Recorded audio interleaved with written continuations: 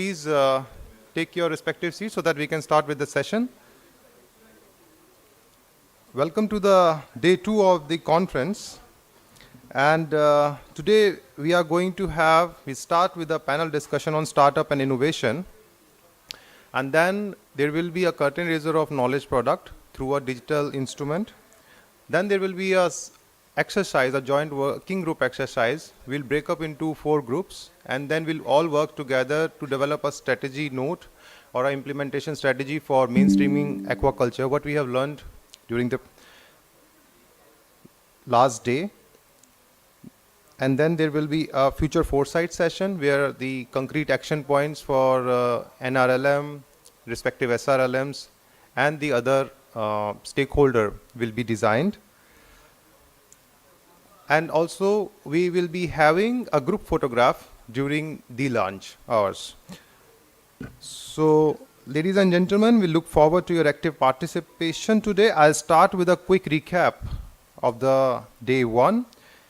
We started with the panel discussion 1 on agroecology-based fish production system to ensure livelihood for SHG member with a special focus on scope for integrated farming of fish, livestock, and crop. The key takeaways from that session was that we need to look beyond fisheries as a sector, and we need to integrate different aspects, not only on the zoological aspect of the fishery or the aquaculture, but we can also include the botanical aspect of the aquaculture, including the gamut of entire aquatic production system. The integration not only allow the enhancement of livelihood, but it also enable the climate resilience model at the grassroots level, while ensuring empowerment of the SHG women.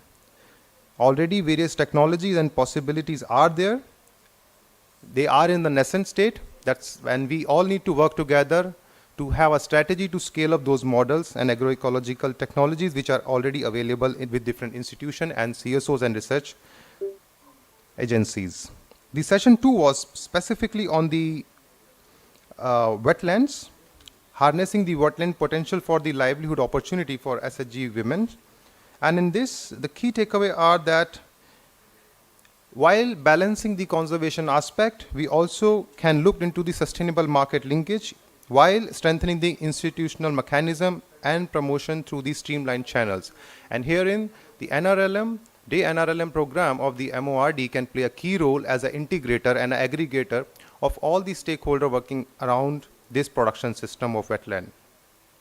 There is a strong need in the form of challenge and opportunity to collaborate among different agencies, not in the horizontal dimension, but also in the vertical. That means from national to state and maybe to Gram Panchayat, and also at the horizontal sphere that different agencies, different ministries are working together. So it's a challenge, but also an opportunity in itself. We need to commit ourselves to make a expert working group, expert committee on this topic for developing wetland action plan, which might sphere or lead a concrete action plan of the convergence and co-financing on this arena. Session 3 was on the scope for mariculture and coastal aquaculture through agroecological transformation. Again, the focus was the livelihood model. And in this, it was evident that marine conservation and productivity enhancement can be easily balanced. There are new avenues which are coming up. However, key lessons can be drawn from the 13th principle of agroecology. So agroecology was identified by the expert panel that it could be the catalyst of balancing the conservation aspect as well as the livelihood aspect.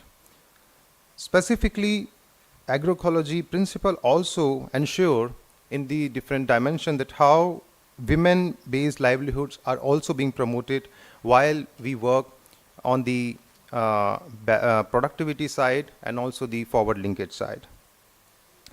In this session, several new, I would say, subsectors were also introduced in the form of seaweed, etc., which require some extra effort, not only from the research side.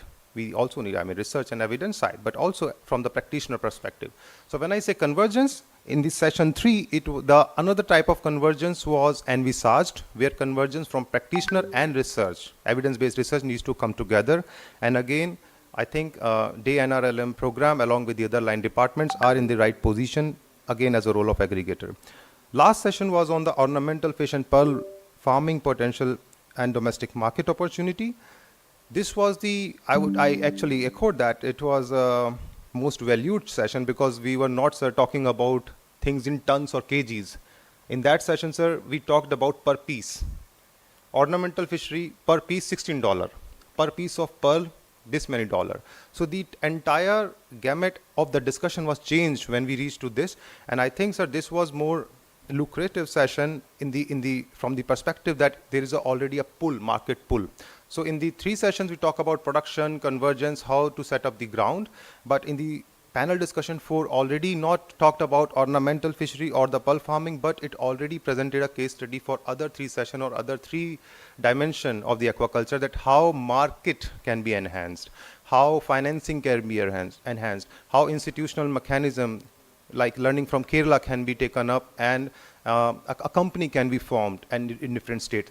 So this panel was very interesting, and it was stretched also, sir. We were here till beyond 6:30 p.m. In a very well energized manner. And I think we can continue with the same energy in our working group. So that was a very quick recap of the day 1. And thanks to the panelist and also to the participant for the active role. We look forward the similar energy today. With these words, I would now like to open for the session 1 of the day 2, the startups and innovation, in which different startups will be invited by Mr. Jairam Khili, and each startup will present a sort of elevator pitch, very brief pitch. So may I request Mr. Jairam Khili to come on dais and also invite the other startups.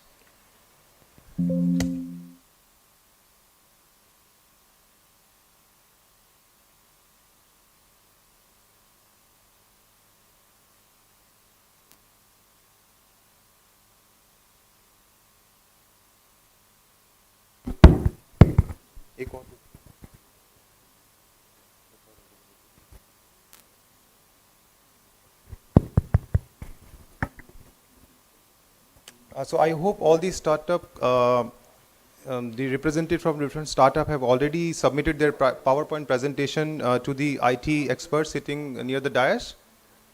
All done, sir. So there is only one presentation. Okay.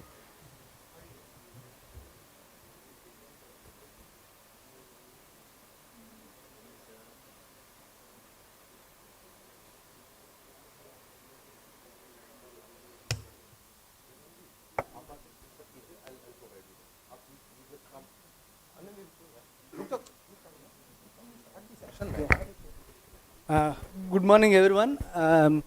Today we are going to listen to some of the startups, as our Honorable Additional Secretary sir always mentions whole of the society approach, because we need to work with Samaj, Sarkar, Bazaar.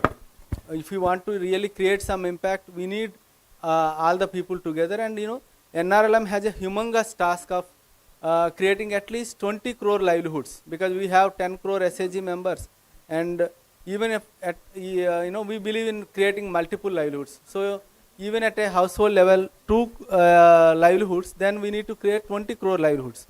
This cannot be done by SRLM alone or NRLM alone.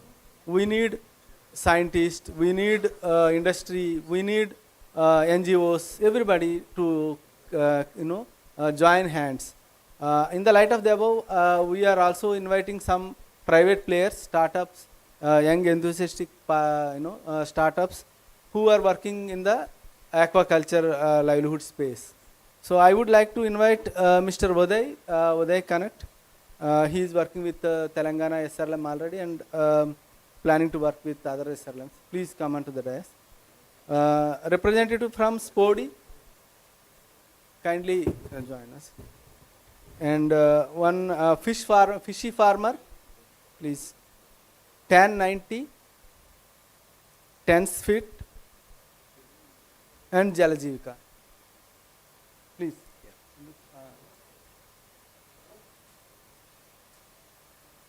No, please, all of you, please come. One by one, we will make the presentation. Please come to the dais.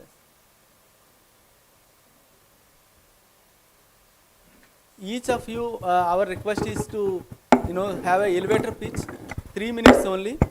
what you can bring to the SRLMs and how, what is your business model, how you can collaborate with SRLMs. I will start with you, Uday.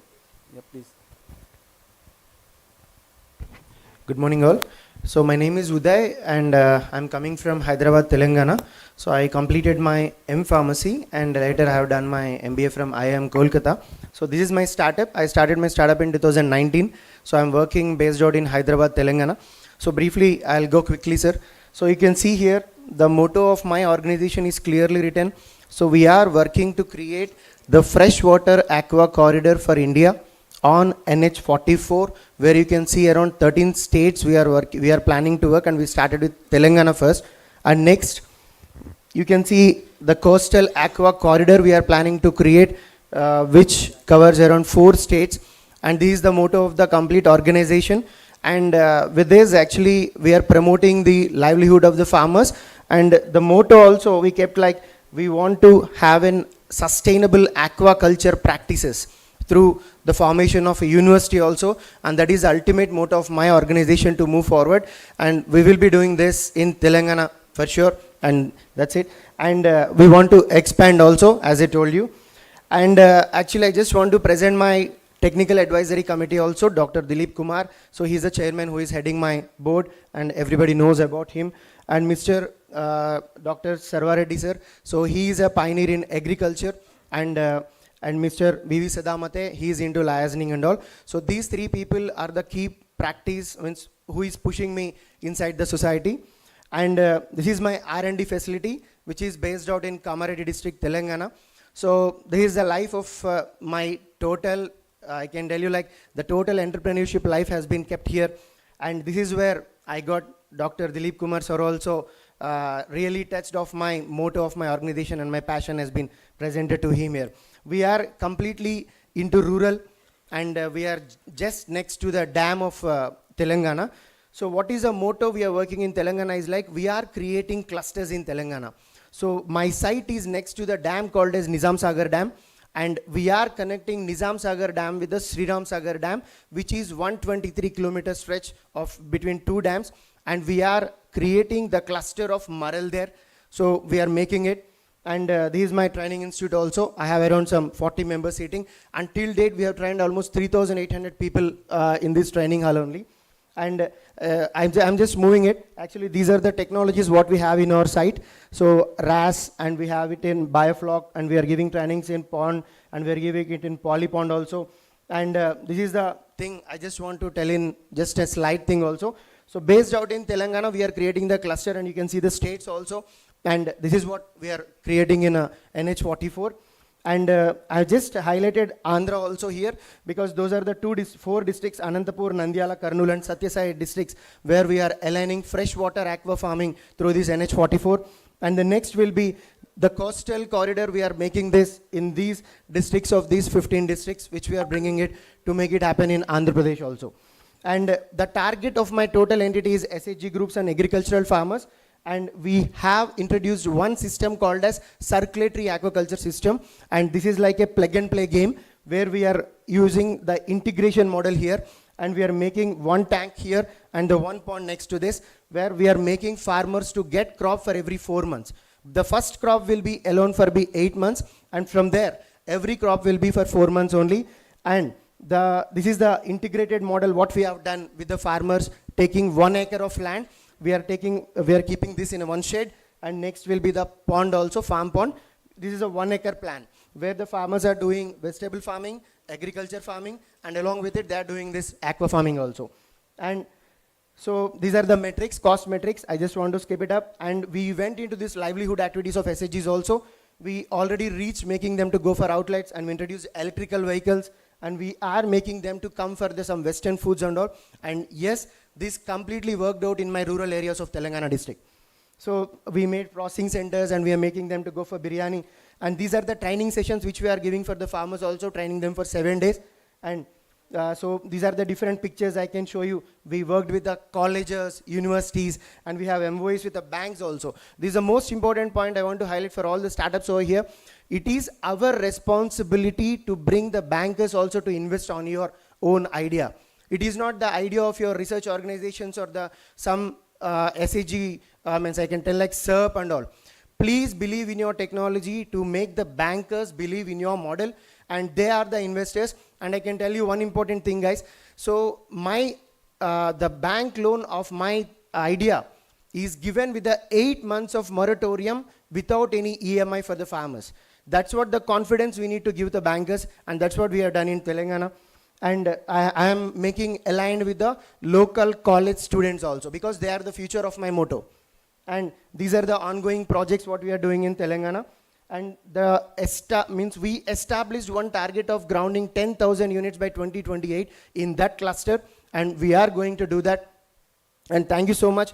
I just want to close with one thing, especially in front of my Guruji, Dr. Dilip Kumar sir. One important thing is like, until and unless we don't come forward with the solutions, especially elder people and respectable retired government officials who are here, they are always ready to support us. If you can see my sir, he's 76 years old. Okay, you don't believe, every month 3 to 4 days we work together without any rest. And I've shown you Sarva Reddy sir, who is a pioneer in agriculture. And the thing we have taken is like, we are not going to disturb the existing livelihood of the farmer. We should not. That is the biggest motto, because our ideas are aligned to the economy of the Indian country. So the existing livelihood should be existed. The only thing we have to do is we have to bring the input into it. We align this program using the nitrogenous waste of the water as a urea source for the agriculture. That is what we have done in this model. So this plays a key role. And yes, I'm telling you, I agree. It is not the prompt thing that we are going to stop the urea completely, but it is playing a role. See, per acre, my farmers are using 3 urea bags, and till date, we are making them to go for 1.5 bag only. And you don't believe, the forex is directly implicated on the urea bag. The motto we should keep also, the Indian economy should not go out, and the economy outside should come inside the country. That is the only motto.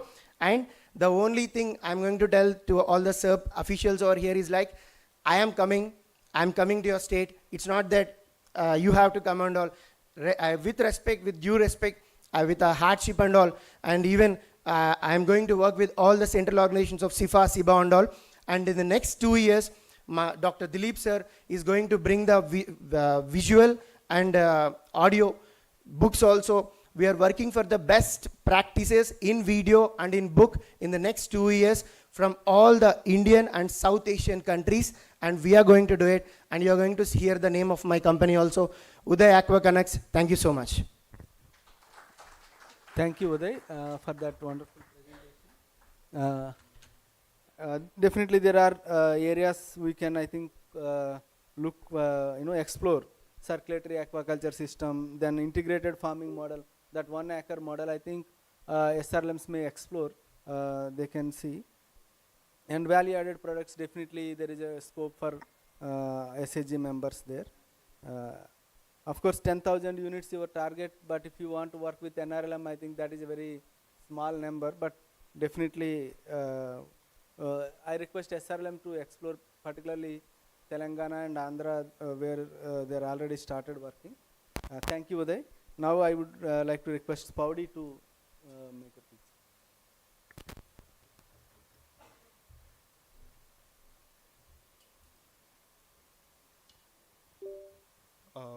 Good morning, everyone, and respected dignitaries and fellow friends. So, quick introduction, I'm Swapnil Patange. I'm working as Business Development Manager for India region.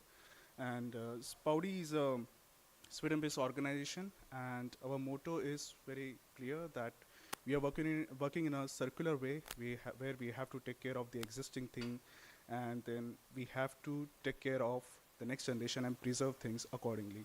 So we are working on renewable energy, and the product that I'm currently pitching here is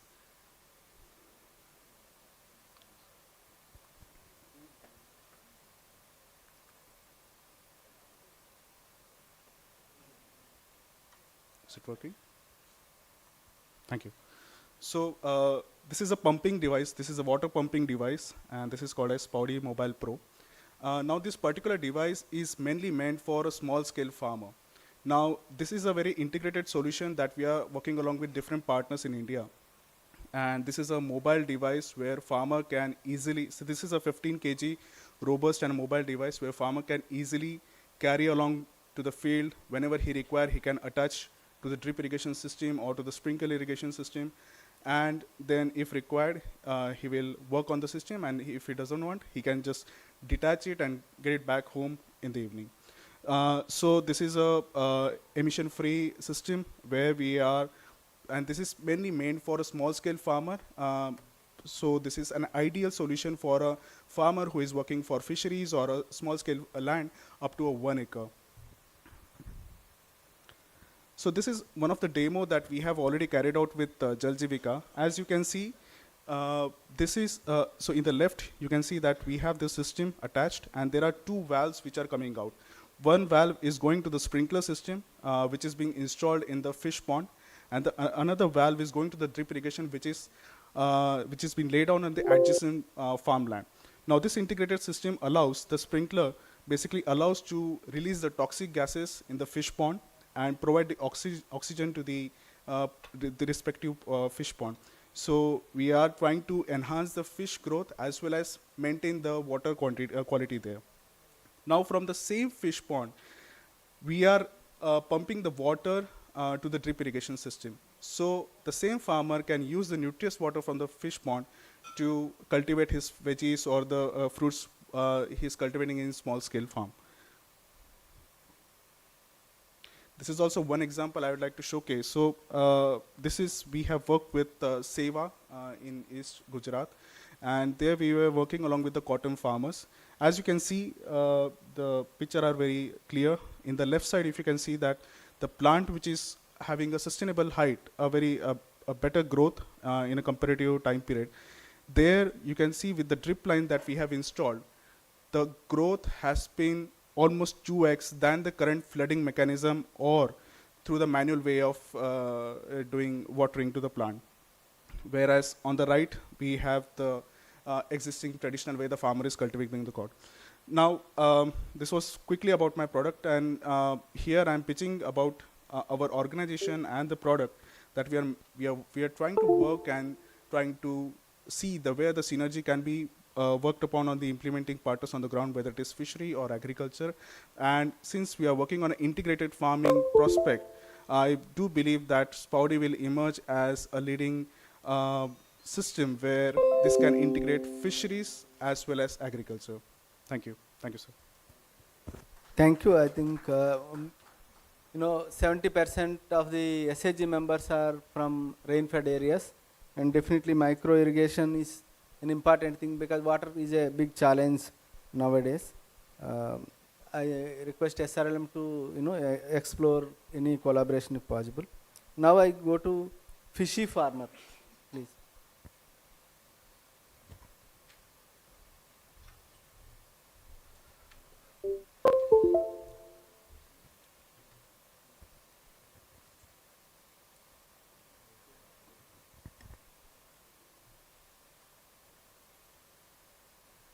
Hello. Yeah, very good morning to one and all. It's a great pleasure to be sitting on the dais where all the dignitaries are sitting elsewhere. So fishy farmers, yeah, before I started this company, I was part of a farmer producer organization. We've started a farmer producer organization in Kalburgi, North Karnataka, a very dry region which is very famous for red gram. So that's where we've realized that water is a precious thing and we need to utilize it to the maximum extent. And being part of the FPO, I couldn't try all my ideas because it's not as easy as it can be done with a private limited company. So I moved out from the FPO and started a company called Fishy Farmers Private Limited. The idea of the company initially when it started was to utilize water to its maximum efficiency. And the initial niche idea which I got was to do aquaponics. Like Udayji just said that you need to have the nitrogenous water which can be utilized to grow plants. But as I've seen in the previous slides and also being part of an FPO, none of the farmers are interested to take up projects at such a high level where the capital investment is too high and the filters or the products which are used in those systems are also very technically hard to operate. So these were the problems which I faced while running the FPO. So I moved out, and the basic idea for fishy farmers is to still implement aquaculture, but in such a way that every person can operate it without any expertise in it. So this is our journey. So our company is almost 5 years old now, and we've started in 2018. And right now, my company manufactures filters which are, so this is basic understanding of the aquacultural industry. Yeah. So right now, our company manufacture filters which are completely maintenance free. So once you install the filter, you don't have to touch it. Literally, you don't have to touch it. The backwashing of the filter is also automated. And one more key aspect of this filter is that the backwashing does not use water. It does not use water to clean the media present in the filter. It uses air. So using these concepts, the filter has become quite energy efficient, completely water efficient, and most importantly, maintenance free. Unlike any other filter in the aquacultural industry, which I may name are sand filters, drum filters, charcoal filters. All these filters perform the same activity as our filter. The only difference is that we are maintenance free, and as I said, it's energy and water efficient. So yeah, that's pretty much about it. And these are the products which we design. We are a one-stop shop for all the indoor aquacultural products, and we also provide the complete design of the system and everything regarding the indoor aquacultural requirements. We are collaborated with the National Fisheries Development Board, and most of their projects, we handle them and we provide our technologies to them. And a basic business model is to provide our technology, provide support to the farmers, provide input materials to the farmers, and create an ecosystem around them so that they can get into aquaculture much more easily. And this is my team, and yeah, these are a few experiments which we've done using our filter, where we have cultured zero salinity venami, we have done pangasius and also tilapia, and we have also grown lettuce, pak choi, all the exotic greens in an aquaponic system. But as I said, these systems are not possible for the farmers to take up. They are not easy, they are not cheap, they are costly. And so our startup pivoted from the idea of promoting aquaponics to an idea of taking up aquaculture in a way that you can grow fish in your backyard using a filter, which is very important because we don't want to waste the water. And that's how we have started awareness campaigns. We have collaborated with Dan Foundation, which is present in Madurai, and we are taking these tank systems into the SHGs of the South India specifically to start with, because of the collaboration with Dan Foundation. And yeah, the greatest challenge till today is how will we feed the world 50 years from now when the population is extremely high. So yeah, the only way to do that is to grow and culture species in the most sustainable way possible. Thank you. Thank you. Water quality is very, very important for aquaculture. Yesterday also our additional secretaries have mentioned about this, and definitely I think SRLM may found interesting about this. Thank you. Thank you. Now I request TAN 90.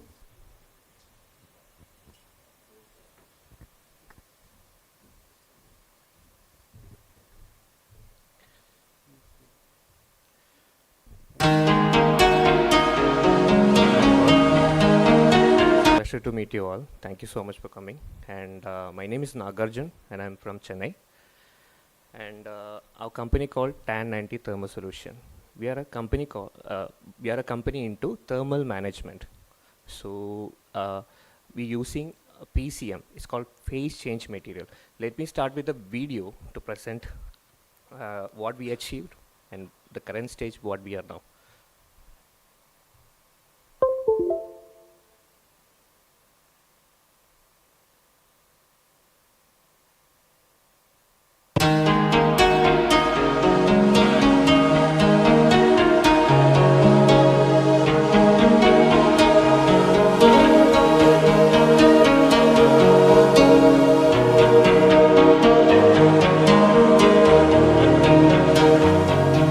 since we know that the Southeast Asia is a perennially hot region, we started this journey 2 years back, keeping in the mind that we have to reduce the perishability of the agricultural goods, be it milk, be it vegetables. My name is Rajnikant Rai. I am one of the co-founder of 1090 Thermal Solution. We as a company develop, research and manufacture the phase change material. These materials are actually being used to transport or store the perishable items. It can be used for even making the smart building application. It can be used even in the maintaining the temperature or cooling the data centers. Slowly we move to the other food sectors also, like ice cream, meat, fish. Since we started operation at September 2020, we have for frozen items and fresh products and all, we requires ice boxes and all. Okay, so we have searched and hired a 1090 team in which we are keeping our fresh stocks and frozen items to maintain its temperature. If you are sending a material from the frozen items, usually we are getting complaints from the customers like foul smell issue or the temperature negligence issue like that. But after hiring the team, we are not getting any issue or complaints from the customers. We are the official logistic partner for the perishable industry, and talking about 1090, we had been using their services from the last 3 years. The team is extremely supportive and they can completely customize as per our requirement, and since summer is on the horizon, we think that they are going to be a perfect partners. Talking about the products from I would say recyclable cold packs is something which I think is going to be the need of the hour. So really looking forward for this season. 1090 birds and cooling panel நாங்கள் home டெலிவரிக்கு நாங்கள் use பண்ணுறோம். அதனால் என்ன பிரச்சனைனா எங்களுக்கு வந்து ஃப்ரெஷ்ஷாக ஹோம் டெலிவரி பண்ணும்போது எங்களுக்கு குவாலிட்டி கம்ப்ளைண்ட் இந்த மாதிரி இஷ்யூஸ்லாம் வந்து பார்த்தீங்கன்னா எங்களுக்கு வராது. அவங்க கஸ்டமர்கிட்ட பார்த்தா அவங்க ஃப்ரெஷ் அண்ட் மீட்டாக நாங்கள் வந்து சேவ் பண்ணுறது எங்களுக்கு அந்த 1090 பார்ட்ஸ் அண்ட் பேக் வந்து எங்களுக்கு யூஸ்ஃபுல்லாக இருக்குது. எங்களுக்கு ரொம்ப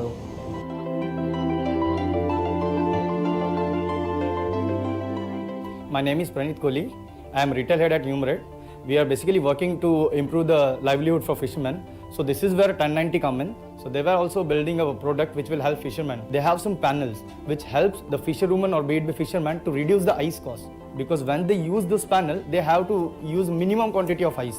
And this panel, they can refreeze it and reuse it. They also have some sachets which can be used as ice blocks. So they can freeze and they can place in between the fishes. So it will help even spread of the panels. It will give a even temperature to every fish.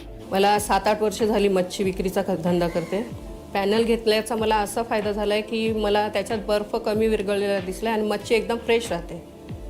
असा मला फायदा झालेला आहे त्याचा. So we are serving pan India and हम different part of country में supply करते हैं. तो अभी तक हम लोगों ने including all the clients, we have supplied something around 15,000 boxes, 250,000 of panels and more than 20 lakh sachets.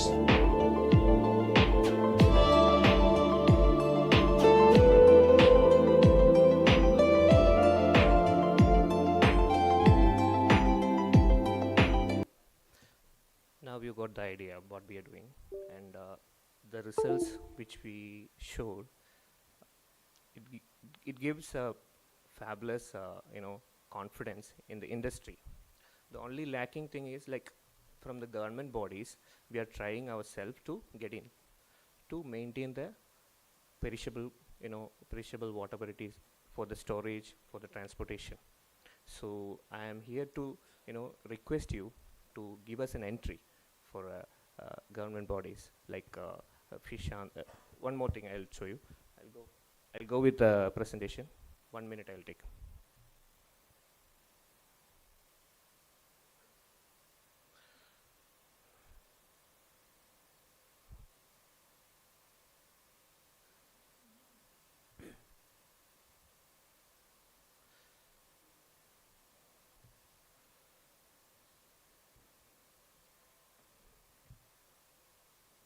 Sorry for the delay.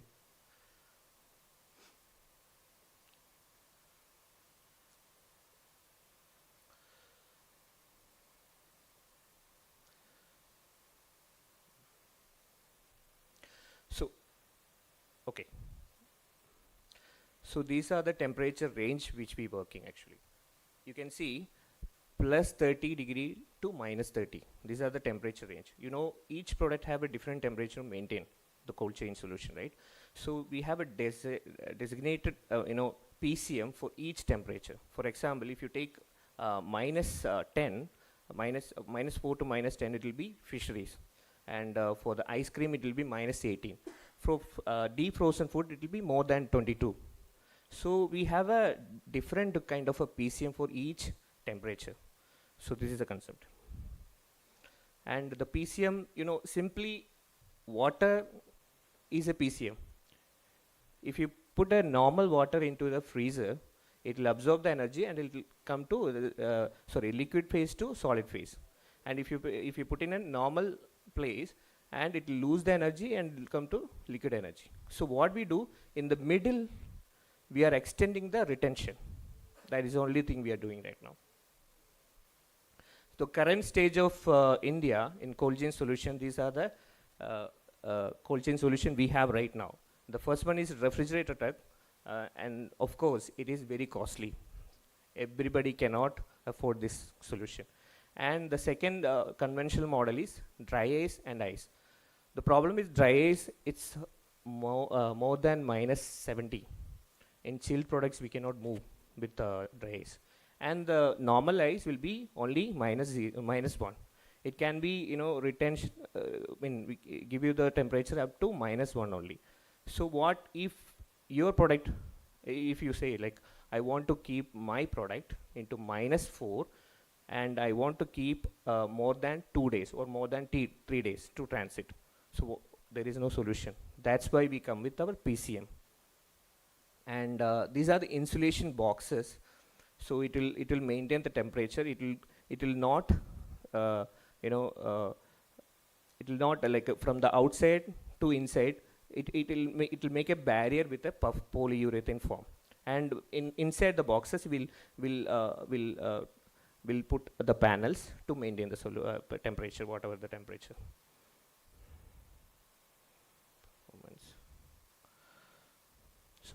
So these are the government bodies we are working with already, and Fish Andhra for Andhra department, Andhra government, and West Bengal through PMMSY. So we have given promotion for domestic fish marketing and construction of fish kiosk. So, and these are the client in Philippines. We have worked with the Philippines fisheries department as well, and we have shown them like what is a conventional method and how they use, if they use PCM, what will be the advantage. And we are ready, we are already supplying to them, and that's a great thing. Thank you so much. And I believe you got the idea what we are doing with the panels, the blue panels and boxes. It may looks very simple, but it play a big role in Indian industry for cold chain solution. We are giving you infinity sustainable solution through TAN90. Thank you so much for the time. Thank you. Cold storage is very important, and when you talk about perishables, so definitely it will be useful. Now I request 10 Sweet ma'am, can you come? You are not.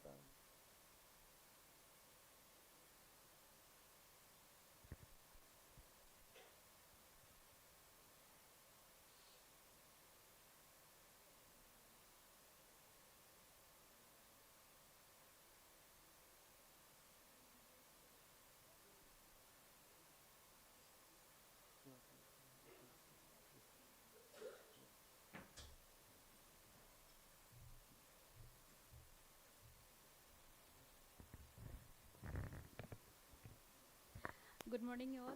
Namaskar. Sir, please ticket start. Okay.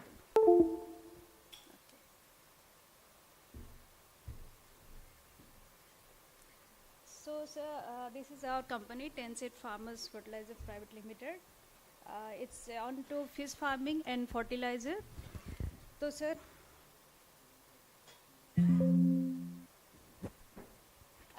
this is Rivani Agrotech, which is work with association with the Women SAG of Odisha.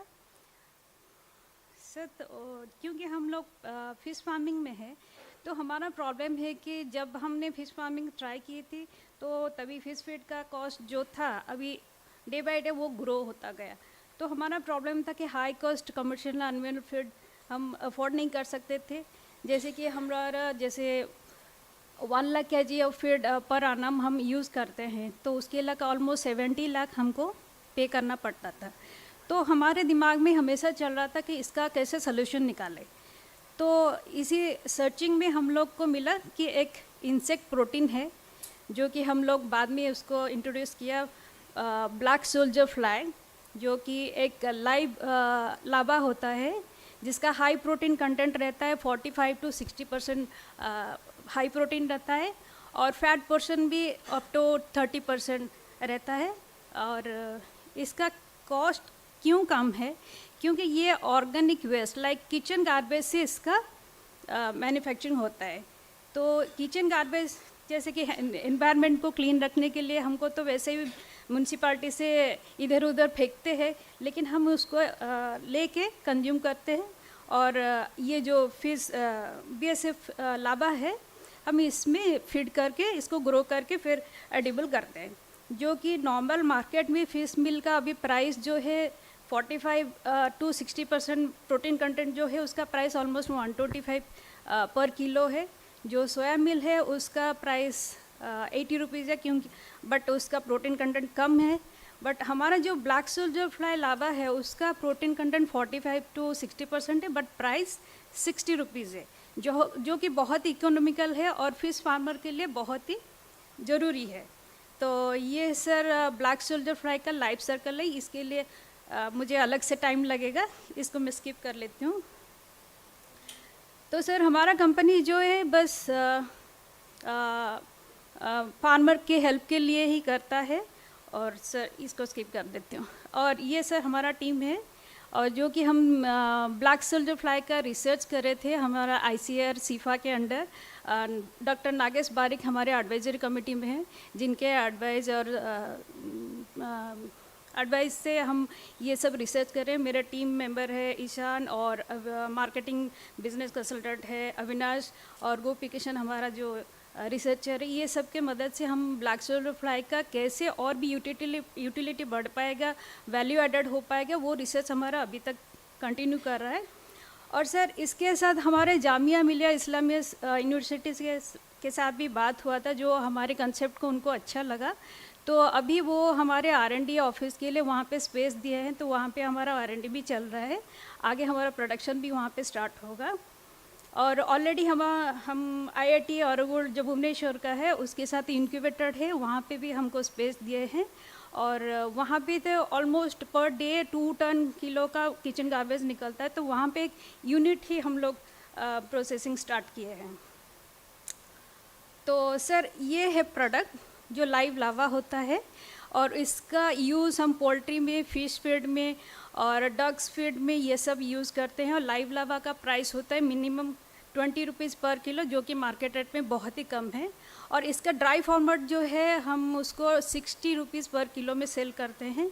और ये तो हो गया हमारा product. इस manufacturing में जो निकलता है, जो किचन गार्बेज कंज्यूम करके जो फीड बनता है, उसके बाद जो रेसिड्यू रह जाता है वो मैन्यूर, वो भी ऑर्गेनिक मैन्योर होता है, जिसका प्राइस वो भी 10 रुपये पर किलो का है। तो ऑल ओवर देखें तो हम पूरा का पूरा हम यूज़ कर सकते हैं किचन गार्बेज को, वेस्ट को वेल्थ में कन्वर्ट कर सकते हैं। तो और ये सर हमारा फ्यूचर प्रोडक्ट है, जो कि अभी तो फिश फीड बन रहा है, आगे इसको पैलेट में कन्वर्ट करेंगे, जो कि उसका प्राइस भी बहुत कम है, 40 रुपीज़ पर किलो का है। और उससे भी आगे जाके हमारा जो प्लान है, इसका ऑयल BSF ऑयल हम एक्सट्रैक्ट करेंगे, जिसका प्राइस अभी 5000 to 8000 पर लीटर है, जो कि अभी फार्मास्यूटिकल इंडस्ट्री में यूज़ होगा, देन कॉस्मेटोलॉजी इंडस्ट्री में भी यूज़ होगा। तो ये सर फ्यूचर तो इसका बहुत अच्छा है, बस 1 मिनट से। और सर इसका कंटेंट जो है ये हाई रिच प्रोटीन तो है, इसके साथ इसमें कैल्शियम एंड फॉस्फोरस भी रहता है। और ये तो जो भी ऑयल में इसमें भी रिच इन मैन्योर में रिच इन एनपीके कंटेंट रहते हैं, और बीएसएफ ऑयल जो है इसमें chitosan rich oil used in face creams and pharmaceuticals में ये होता है। तो सर हमारा जो फ्यूचर प्लान है, we have already 2000 SHG group in our contacts. Now for this fish feed manufacturing packaging के लिए हम लोग 200 एसएचजी ग्रुप को शॉर्ट लिस्ट किए हैं, और उनके साथ हम आगे काम करना चाहेंगे, जैसे उनका मार्केटिंग, पैकेजिंग, और वो भी हम बीएसएफ उनको कैसे प्रोड्यूस कर सकते हैं छोटे अमाउंट में, छोटे यूनिट में, वो भी हम उनको ट्रेनिंग देंगे, और उनका लाइवलीहुड जैसे बेटर हो पाएगा वो हम ट्राई करेंगे सर। और ये सर हमारा बिजनेस मॉडल है, एक तो क्लोज कंटेनर बेसिस में हम बीएसएफ को प्रोड्यूस करते हैं, और एक वेयर हाउस बेस्ड होता है। इसमें भी बहुत डिटेल है, मैं जस्ट आपको जस्ट दिखा रही हूँ। ये जो ग्रीन बॉक्सेस है, ये सब बॉक्सेस है, उसमें लाइव लावा को हम किचन गार्बेज श्रेडेड करके उसमें मिक्स करके रखते हैं। ये ऑलमोस्ट 7 to 10 डेज़ में फुल ग्रोथ हो जाता है, जो ईटेबल हो जाए। इसके बाद हम उसको मार्केटिंग करते हैं। और राइट साइड जो सर है वो वेयर हाउस, ये हमें जो ब्लैक ट्रेज है वो थाउजेंड्स में रहता है।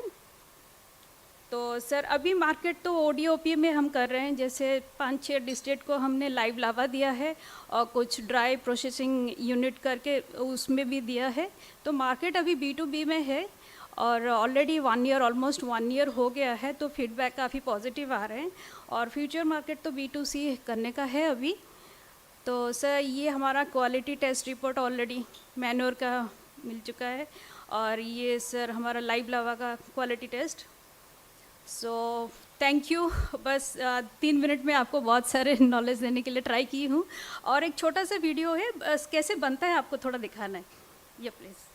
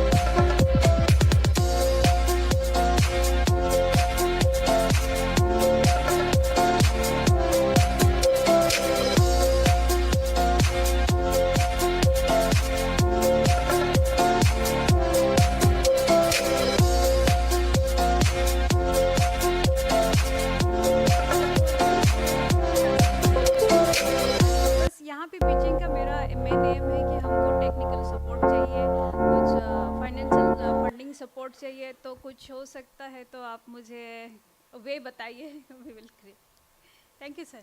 Thank you, ma'am. Please take your seat, ma'am. Ma'am, kindly sit here only, please. Ma'am, really wonderful presentation. I think there are 2-3 challenges you are addressing. One,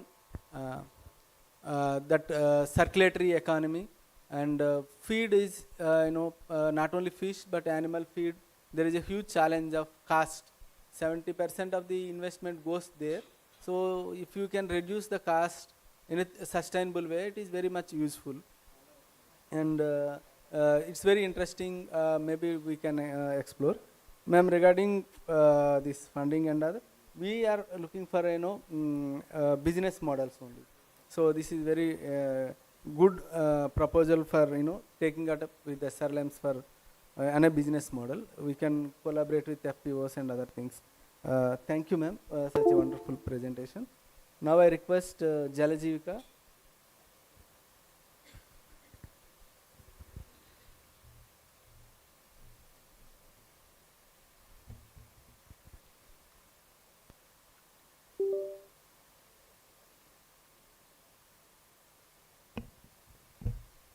Namaskar. My name is Subodh Kumar and I'm representing Jaljeevika Infotech Private Limited. So आज कल और न जाने कितने सालों से हम problems की बात कर रहे हैं और इस प्रॉब्लम को कैसे हल करें और उस प्रोसेस में किन किन चैलेंजेस की जो हम फेस करते हैं इनकी चर्चा तो हम बहुत दिनों से कर रहे हैं। तो जल जीविका इन्फोटेक इन्हीं सब डोमेन में काम करता है कि जो एक्वाकल्चर वैल्यू चेन इंडिया में जो है उसमें किस किस लेवल पे क्या क्या प्रॉब्लम्स है और इन प्रॉब्लम्स को कैसे हम सॉल्व करें। तो ये कुछ पेन पॉइंट्स हैं जो हम जल जीविका इन्फोटेक एड्रेस कर रहा है, like poor extension and knowledge transfer system in India, particularly in the aquaculture segment, poor access of input supply, poor access to scientific advisory system also, and poor access to market। तो ये किसानों के पास ये major challenges हम देखते हैं और इन्हीं सब चीज़ों को ध्यान में रखते हुए 2 साल पहले इस इनिशिएटिव को डॉक्टर नीलकंठ मिश्रा ने शुरुआत की और हमारी टीम आज काम कर रही है। तो हमारा मेजर फोकस अभी 3 राज्यों में है, जो बिहार, उत्तर प्रदेश और मध्य प्रदेश, और हमारी कोशिश ये है कि डिफरेंट जियोग्राफिकल सिचुएशंस में हम काम करें। बिहार में हम फ्लड जोन्स में काम कर रहे हैं, जो नॉर्थ बिहार जो कोसी का जो बेल्ट है, मध्य प्रदेश के जो ड्रॉट वाले एरियाज़ हैं, और साथ ही साथ उत्तर प्रदेश का भी जो फ्लड वाला एरिया है। तो इन सब जगहों पे हम कोशिश कर रहे हैं काम करने की, और साथ ही साथ हमारा जो गोल है वो कि 1 million hectares of water bodies पे हम काम करें और जो प्रोडक्शन है वो कम से कम 66,000 मीट्रिक टन तक हम ले जाएं। तो जो डिफरेंट अप्रोच हमारे पास है काम करने का, तो जो अल्टीमेट गोल है जो हमारे अप्रोच का वो ये है कि हम एक इकोसिस्टम डेवलप करें, ऐसा एक इकोसिस्टम फैसिलिटेशन मॉडल पे हम काम करें और ज़्यादा से ज़्यादा किसानों को इसका बेनिफिट मिल सके। तो जो हमारा बिजनेस मॉडल है वो ये हमारा बिजनेस मॉडल है जो B2C है और साथ ही साथ B2B2C भी है। तो अभी हम एक्वामार्ट पे हमारा फोकस है, जो 3 राज्यों में हमने एक्वामार्ट बनाया है, जिसके थ्रू किसान इनपुट सप्लाई के साथ साथ एडवाइजरी सर्विसेज को भी अवेल कर सकें।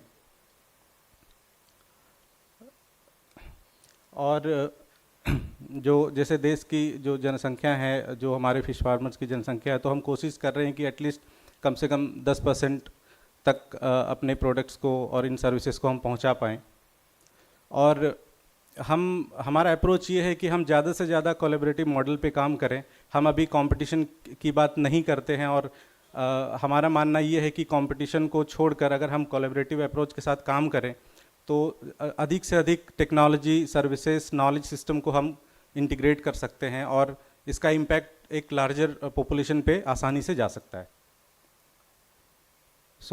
पिछले 2 सालों में हमारे इनिशिएटिव से हमें ये रियलाइजेशन हुआ है कि 30% फिश प्रोडक्शन इन्हेंस हमने किया है। जो फार्मर्स हमसे जुड़े हैं, इसका रिजल्ट इस रूप में आ रहा है निकल के कि कैसे इनपुट कॉस्ट भी रिड्यूस हो रहा है फार्मर्स का, और मोर्टेलिटी जो है, बेसिकली एक्वाकल्चर में सीड का मोर्टेलिटी एक बहुत मेजर इशू आता है किसानों के साथ। तो इस सर्विस से जो काम हम कर रहे हैं, इससे किसानों को इस लेवल पे फ़ायदा दिख रहा है। तो हम चाहते हैं कि डिफरेंट स्टेक होल्डर्स के साथ इन सेगमेंट्स पे कोलैबोरेट करें ताकि अपने काम को ज़्यादा से ज़्यादा फार्मर्स तक पहुंचा पाएँ। Thank you very much. Thank you for such a short and sweet presentation. SRLMs can explore for any advisory support. They have very good experience in advising. Thank you so much for all the panelists. Any questions from SRLMs participants? Senthil. Arundhati, somebody can provide mic to her, him, Senthil.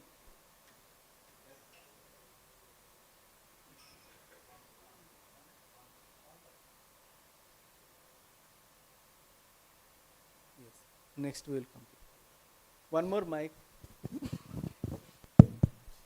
May I know the price of this body water pump?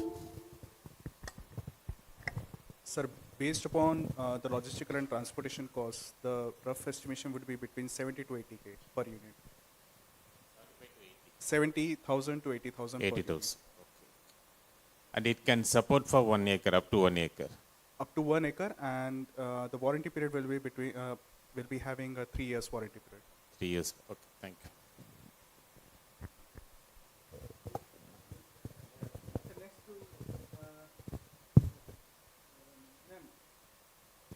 Can I just on that black soldier fly, you were asking for some technical help. So we have a group working on BSF, not the larvae, but the products from the larvae, like protein. I was just talking to the person to just get the clarification. We are working on protein supplements on hydrolysate oil and also feeding larvae with specialized food, not just the kitchen waste, to improve its quality. So if you require anything, I think you can get in touch so that we can give the technical assistance for that. Just wanted to let you know that. Thank you, ma'am.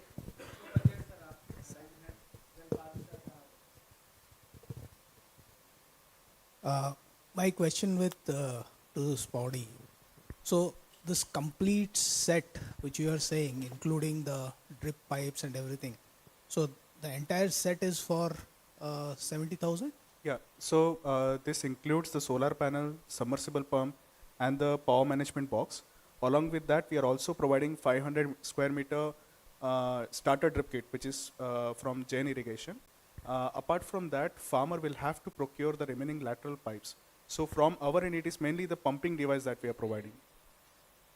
One of the issues that generally is faced is with regard to drip is basically the clogging aspects, the maintenance. The maintenance is one of the major issues that we have seen. Right. How do you actually support with regard to that? So as I was mentioning, this is a robust system. With respect to muddy water and having gravels will not affect the working of the system. The only issue which is currently which is coming along with the lateral pipe, so it depends upon what quality of lateral pipe we are using, is mainly with respect to the salinity of the water. So with respect to the pumping, there is not much of an issue, but issue may arise with respect to salinity, and for that we recommend to have a better quality lateral pipes to be used. Thank you. Pratap Mukherjee sir and Dilip Kumar sir, Par sir, the last 3 questions, sir. 3 questions. Then we'll. Yes. My query is with regard to your pump. I see its possibility. I am also basically a farmer, come from a farming family.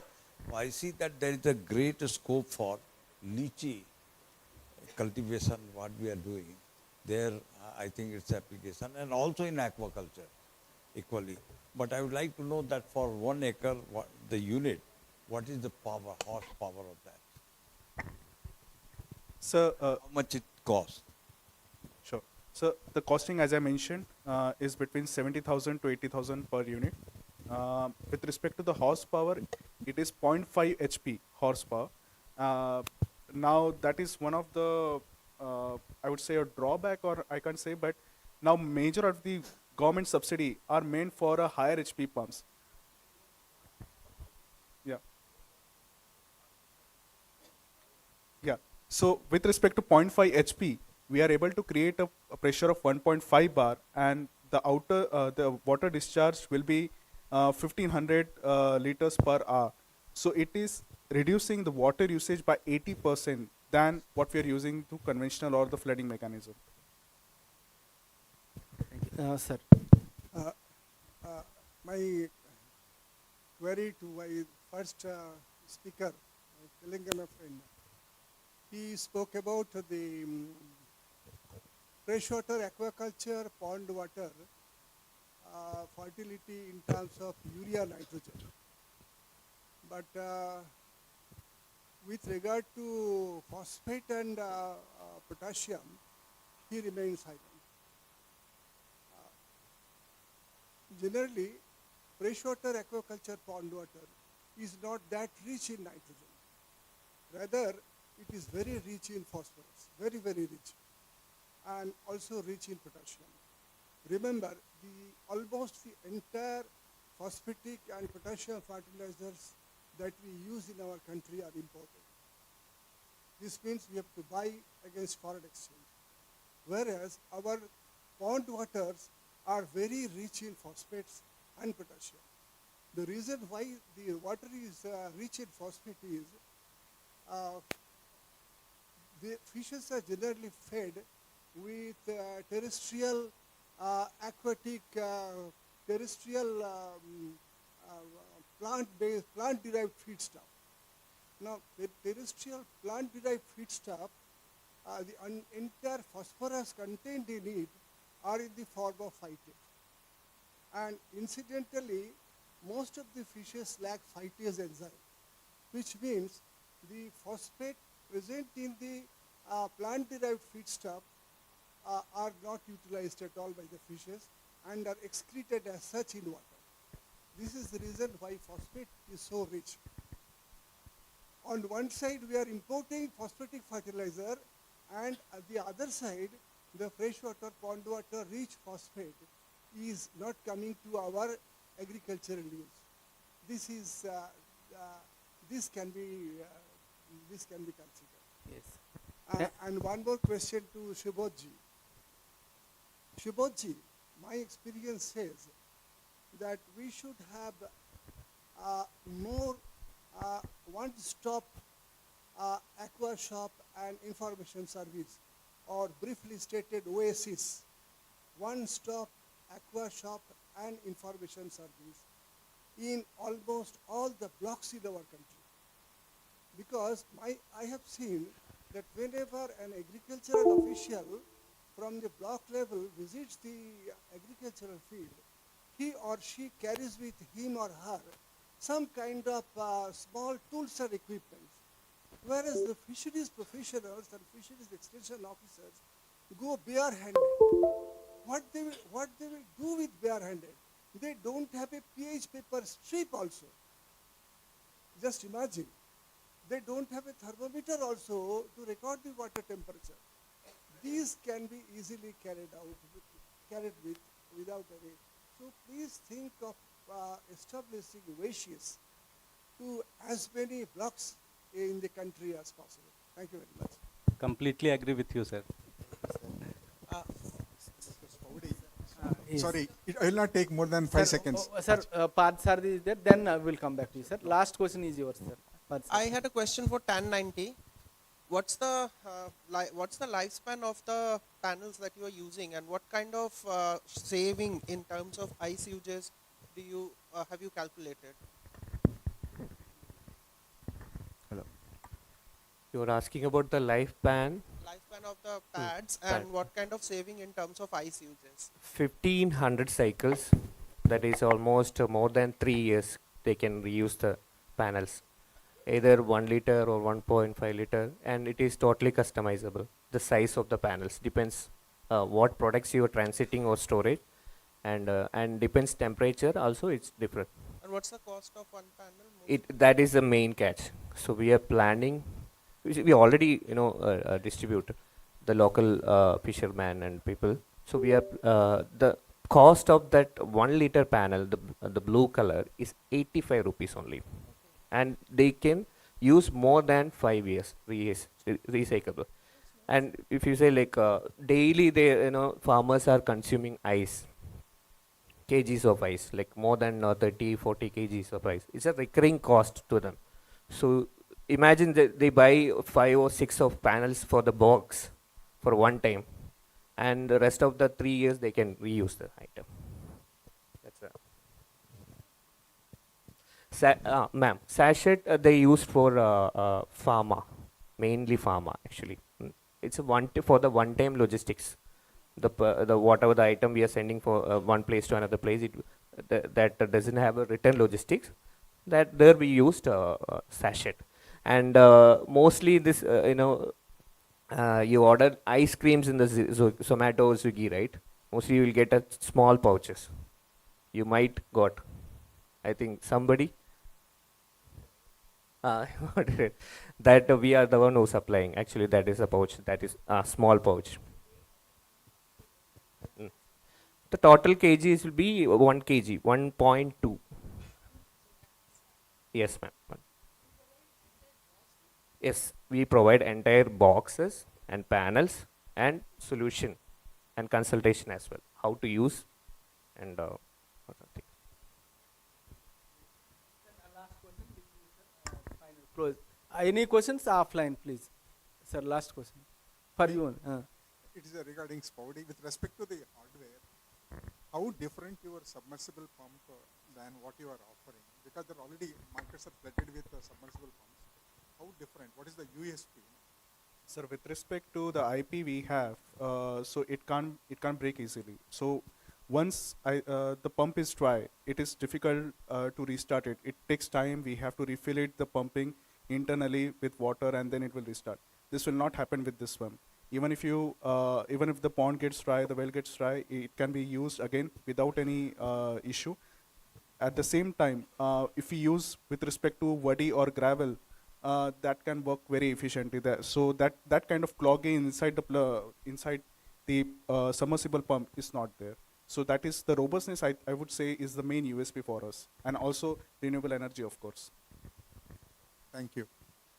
Thank you. I thank all the panelists for such a wonderful session. But please stay. Go ahead. So thank you, Jairamji, for the good moderation and all the startups, for the great presentation. You're not building a product. Sometimes I believe that it's about building businesses, which further build people. So it's a long chain ahead. And with these words, I would like to invite Raman Wadhwa sir to come on dais and facilitate the panel.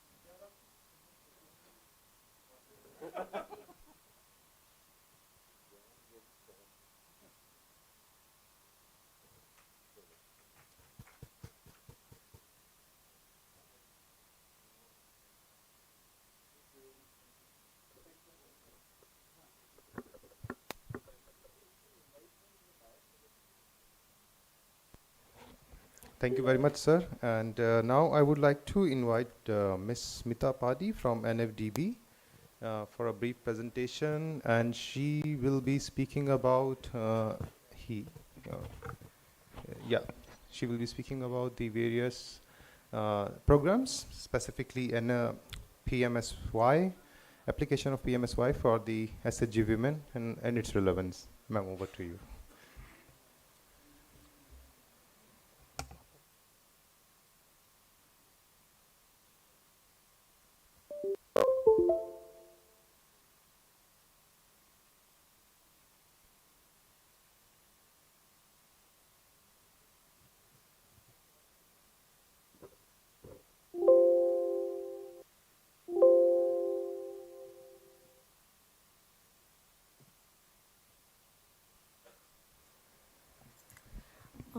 A very good morning to all respected dignitaries and all the stakeholders. First of all, I would like to thank the organizer to invite our institution to be a part of this conference. Our institution is National Fisheries Development Board, NFTB. As you are aware, NFTB is a very unique fish building headquartered at Hyderabad, and it has two regional centers. One is at Kaushalya Ganga, adjacent to ICR SIFA, that is Eastern Regional Center, and another is at Guwahati, that is Northeastern Regional Center. So myself is Smiti Rekha Pati, working as Senior Executive Technical, deputed as Officer in charge of the Eastern Regional Center. So just I would like to brief few seconds for our Eastern Regional Center. So NFDB Eastern Regional Center is the National Freshwater Fish Brood Bank, is named as National Freshwater Fish Brood Bank, NFFBB. It is established in 2013. It is the first and the only nationalized fish brood bank. Our activity is to produce breeder seed and to develop quality brooder of genetically improved fish species as well as non-genetically improved fish species. Genetically improved fish species means few species come under this species like giant rohu, genetically improved katla, Amur common carp, and genetically improved scampi as well as genetically improved desi magur. So we tied up with various organizations like ICRCFA, ICRCIFE, and KVAFSU, Karnataka Veterinary Animal Fisheries Sciences University Bidar, to adopt the technology, and we used to disseminate the quality seed to the fish farmers and fish seed growers to all over the country through our network hatcheries. So now I'll come to our organization NFFDB in whole. So NFFDB is working as an implementing as well as monitoring agency of the schemes developed by the Government of India, that is Ministry of Fisheries. So in yesterday's panel discussion, I was just hearing, so each and every scheme was discussed in detail, which are adopted by the SHGs actively. So when all the schemes will come under, that is PMSY. So PMSY is called an umbrella scheme. So actually PMSY has two schemes, that is broadly, that is central sector scheme and centrally sponsored scheme. Again under centrally sponsored scheme, two components are there, non-beneficiary oriented scheme and beneficiary oriented scheme. So under beneficiary oriented scheme, lot of schemes are there. So I just wanted to highlight the schemes in which SHG groups are actively participated. So all schemes in detail in yesterday's panel discussion it was discussed. So I want to discuss some other schemes and the PMSY achievements from 2020-21 to 22-23.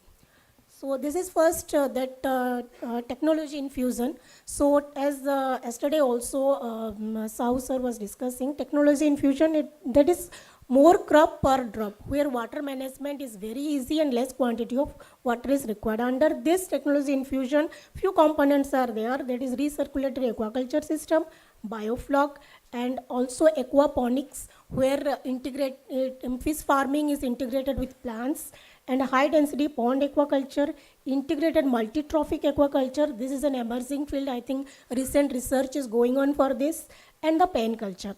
If you will see the achievements, it is like in the cages and RAs, more number of units are developed. Then the alternative sustainable livelihoods. In this livelihoods, mariculture for safe and secure lives and livelihoods for traditional fishermen. 25% of marine fishermen to shift to mariculture in next 10 years. And under mariculture, if you will see the marine finfish nurseries. So more SSGs are involved in marine finfish nurseries, and also the case culture and seaweed are the remarkable schemes, seaweed cultivation. You can see 1,276 crore rupees investment planned for under PMSY for promoting cage culture and the seaweed cultivation. So as you know, this is the Tamil Nadu picture is there, seaweed cultivation is more prevalent there, and more employment generation is also there. Then another scheme is their integrated model coastal fishing village. This is a scheme in which 75 crore rupees per one unit it is invested for development of each integrated model coastal fishing village. Until now, two such kind of projects are developed to promote sustainable fishing practices, reduce environmental stress, and improve socio-economic condition of coastal fishermen. And you can see the data for seaweed cultivation. It is in raft and monoline tube net. Then of course the livelihood generation, livelihood support and employment generation. So as PMSY motto was there to double the income and employment generation also. So you can see 55 lakh employment opportunities will be created with 15 lakh in direct fishes and 40 lakh in allied activities, and 6 lakh families were provided the livelihood activities.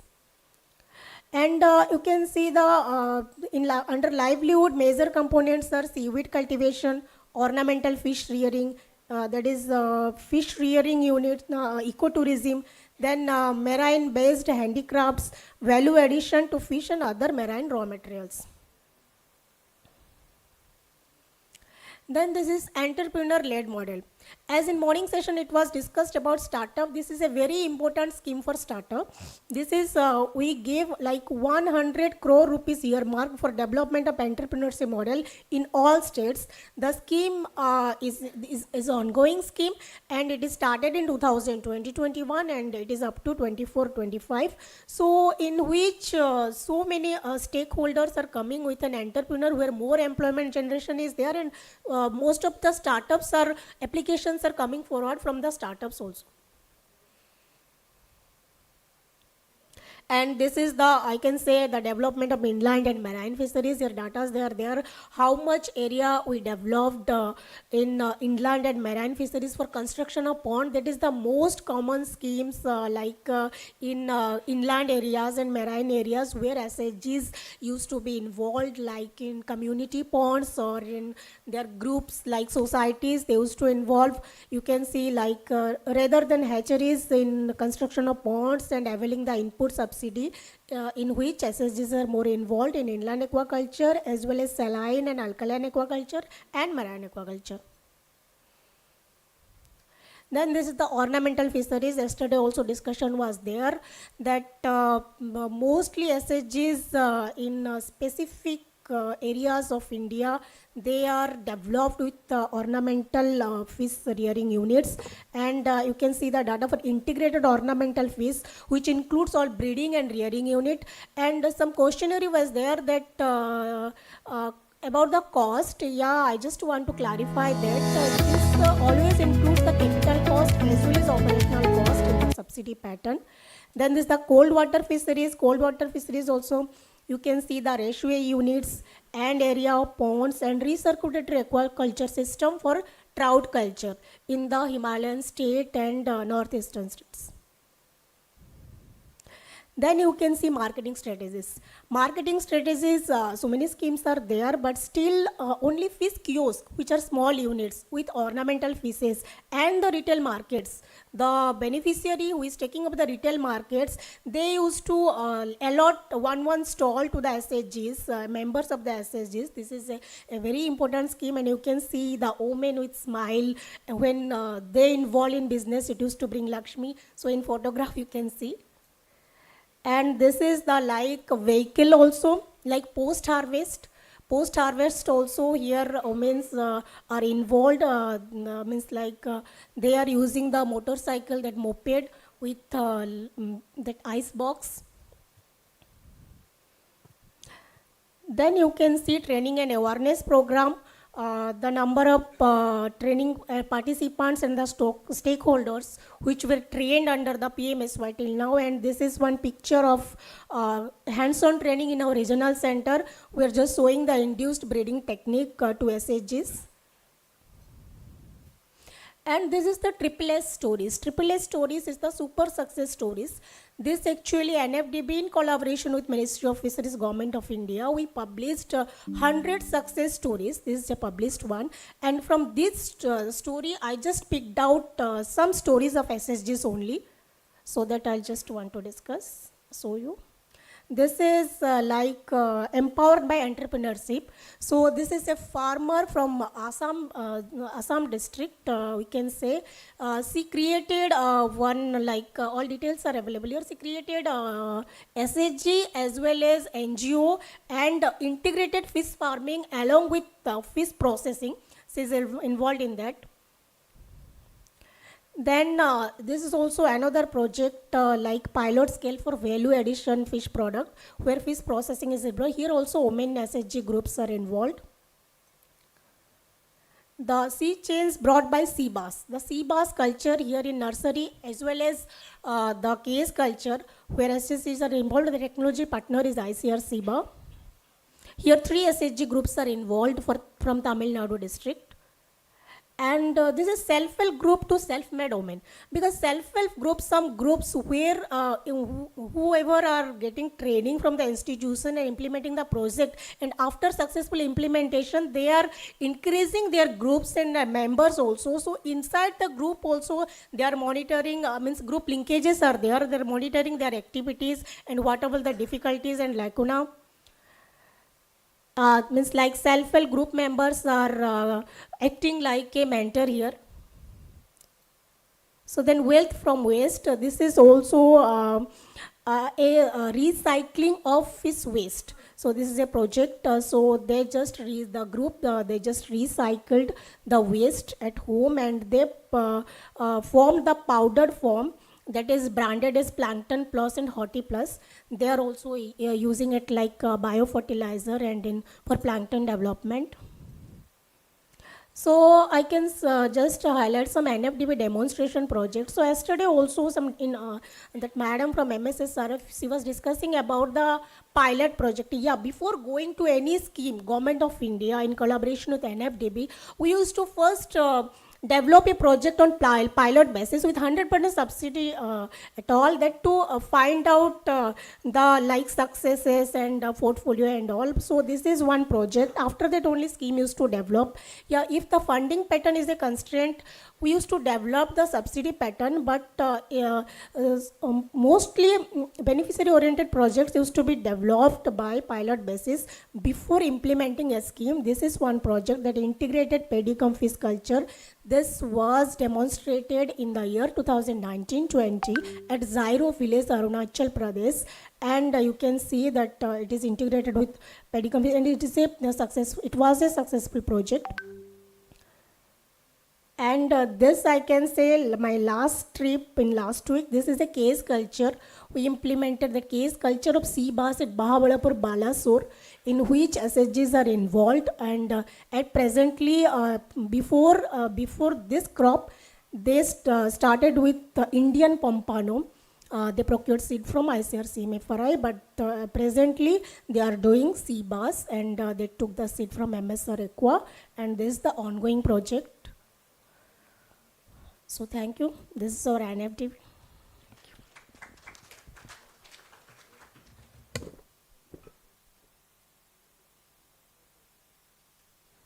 Thank you very much, ma'am, for sharing with us the insights of not only the scheme, the program, but also motivating all of us sitting here representing different states and different agencies with your case studies.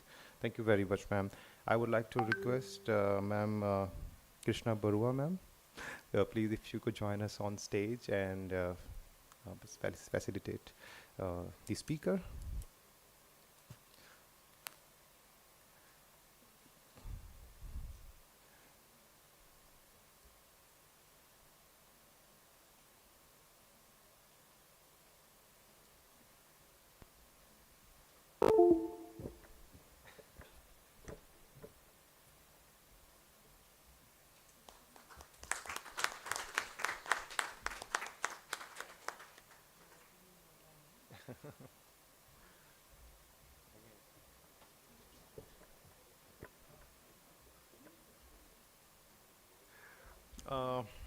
Now going forward, we are going for a tea break, but before tea break, we have a very quick curtain raiser of a digital instrument from NRLM side, and I will quickly invite Jairam ji for a quick two-liners, and I'll also invite Additional Secretary Sir to please, if you could just join us on the dais and inaugurate the web page. And Raman Wadhwa sir, Madam Barua ma'am please, and Uche ma'am please, on dais please. Huh? Babita ma'am?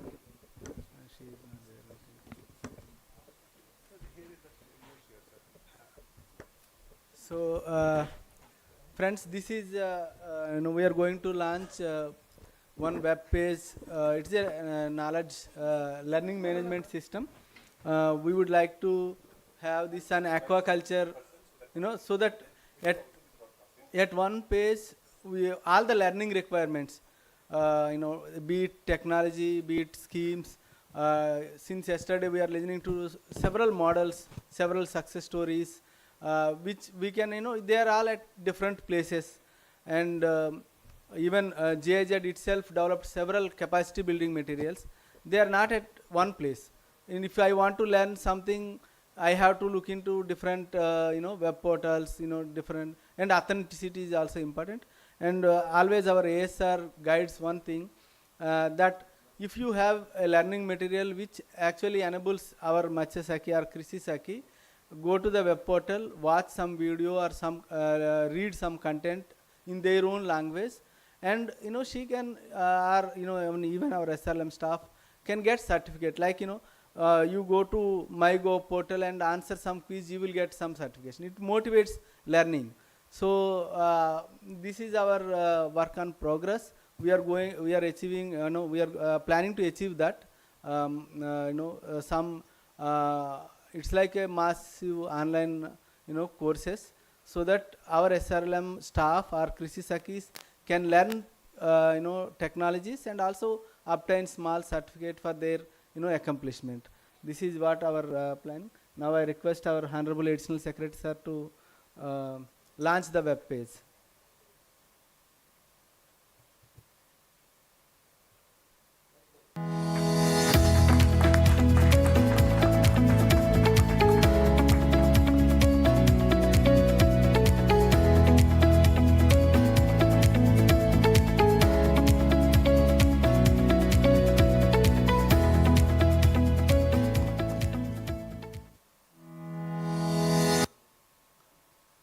Thank you.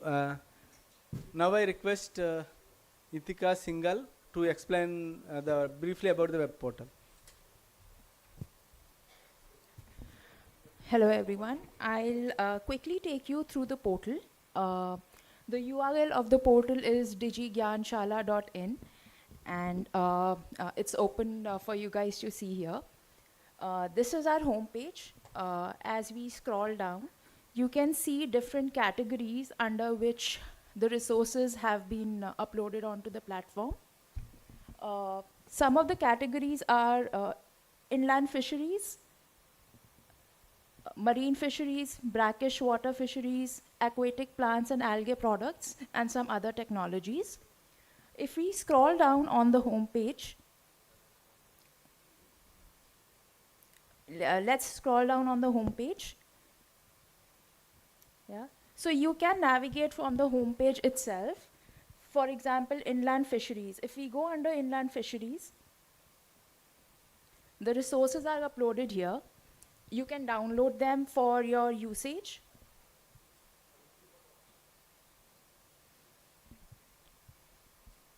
The resources are also classified by different filters, so that it's easy for you guys to kind of see what you need. You can filter by format, so video, manual, book, toolkit, report, pamphlet, by language. This is a multi-language portal. By different organizations, so wherever we have taken the resource form from, we have given the due credit. And there are certain subcategories. For example, under inland fisheries, you have pond fisheries, inland capture fisheries, pen culture, and more.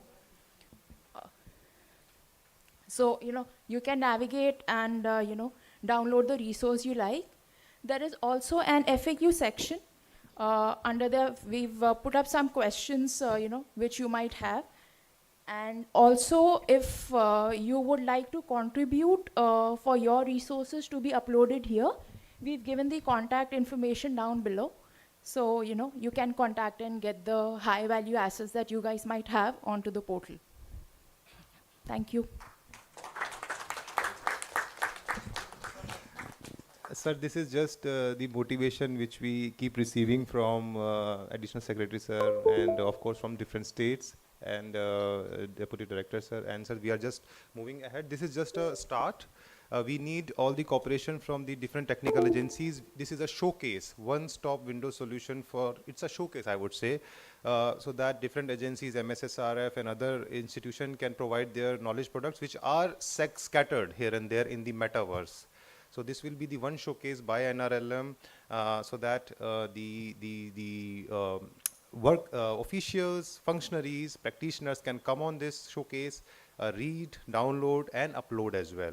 So one window solution for the knowledge about aquaculture and all the respective. That is why it is called Digital Gyanshala. Thank you very much, sir. Yes.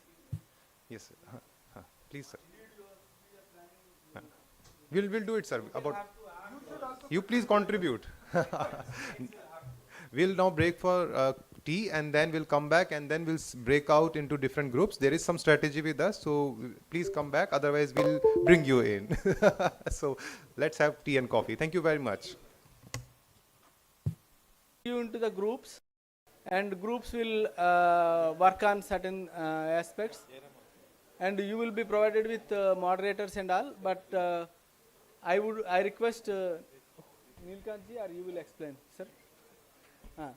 I request Neelkant Mishra ji to explain the groups, who will be the moderator, supporters, everything. I request Vaibhav also to join us so that.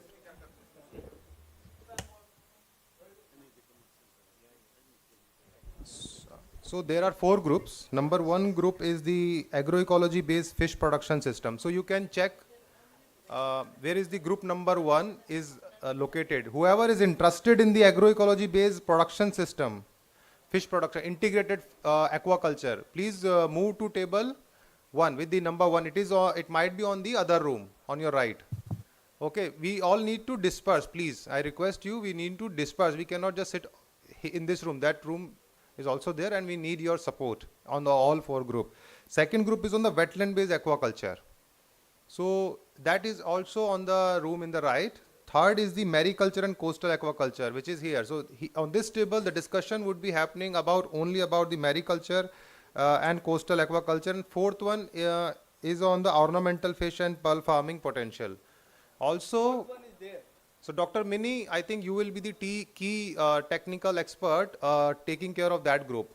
So group number 4, we also bring the participants specifically from the coastal states. We have strategy. So until unless you are volunteering moving to tables, that is one thing. Otherwise, we can allot states. But please look into your relevant. Senthil, which group you are going to join? Please go. Okay. Go, man. 4th table. So like Assam, someone from Assam can go into the integrated fish aquaculture. I think, please, Andhra team is overloaded here, 3rd table. Kindly. Make a suggestion? Ma'am. Can I make a suggestion?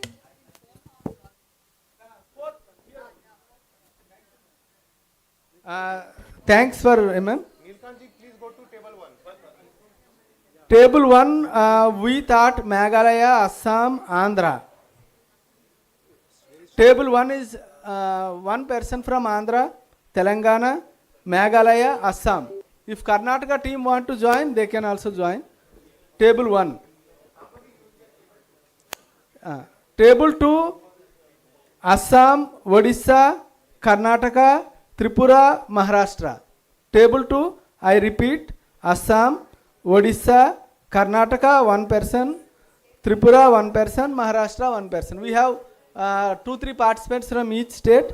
So we are Assam, Odisha, Karnataka, Tripura and Maharashtra, wetland-based aquaculture, where lot of wetlands are located. These states have wetlands, so we requested them. So table 1, we thought Telangana, Andhra Pradesh, Meghalaya, Assam. 1 person from Assam team can join table 1. Yeah. Tripura can join 1. Yes. Okay. Please go ahead. Yeah. How many are there from Tripura? 2-3 are there, na? 1 can join there, 1 can join here. Mariculture and coastal aquaculture, group 3. West Bengal. West Bengal, Amit ji or, yeah, please. West Bengal, Andhra Pradesh, Karnataka and Maharashtra. Yes, yes. Andhra high. West Bengal is joining. Table 3, that's all. Maharashtra, young professionals, I saw them. Maharashtra, kindly join table 1.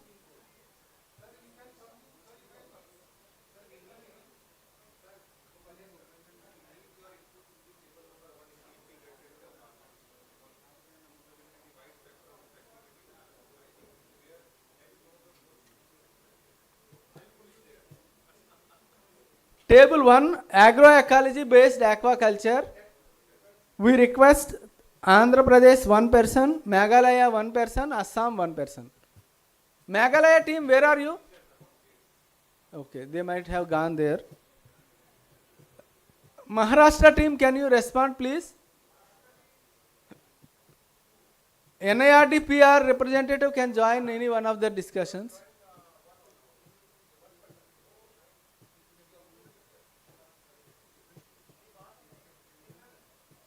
Group 3, we have good number here. UP for group 1, production systems, freshwater production systems. 2 people are there, one can join group 1, one can join group 4.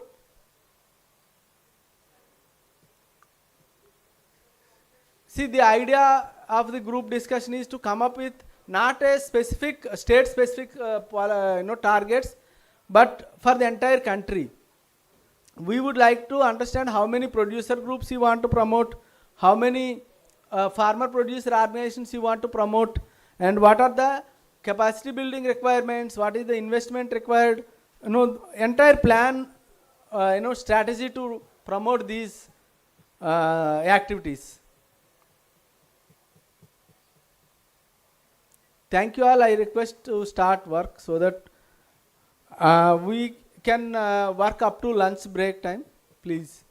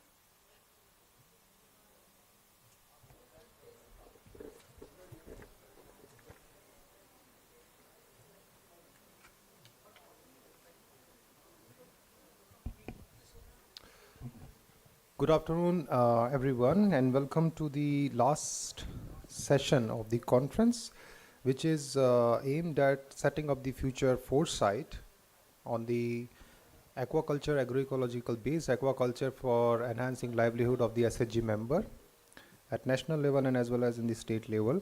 So in this particular session, the working group leads will present the key action points, methodologies and the way ahead on the all four aspects ranging from the integrated aquaculture. Second is the harnessing livelihood potential of wetland. Third, the scope for mariculture and coastal aquaculture through agroecological transformation. And the last one, ornamental fish and pearl farming potential and domestic market opportunities. So idea is that these way aheads coming in a very participatory manner from different state, different CSOs and research agencies present under this in this hall will set up the framework for the national implementation strategy on agroecological-based aquaculture for the NRLM program. And for this session, I would like to invite eminent dignitaries present in this hall. I would like to start with the Additional Secretary, Sir Charanjit Singh, sir.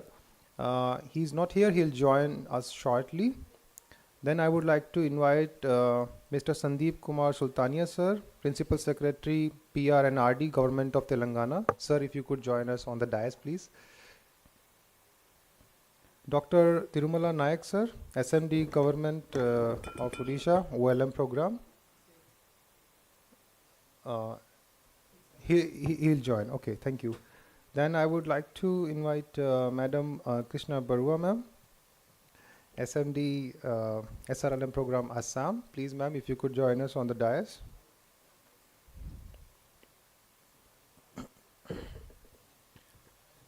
Further, I would like to invite Dr. Sudhanshu K. Mishra, sir, CGM NABARD, Regional Office Odisha. Please, sir, if you could join us on the dais. Miss Ute Riekman, ma'am, Project Director Swati, GIZ India. Madam Ute, if you could join us on the dais with us. I would also like to invite Mr. Raman Wadhwa, sir, Deputy Director, NRLM Program, Ministry of Rural Development. Sir, if you could join us on the dais.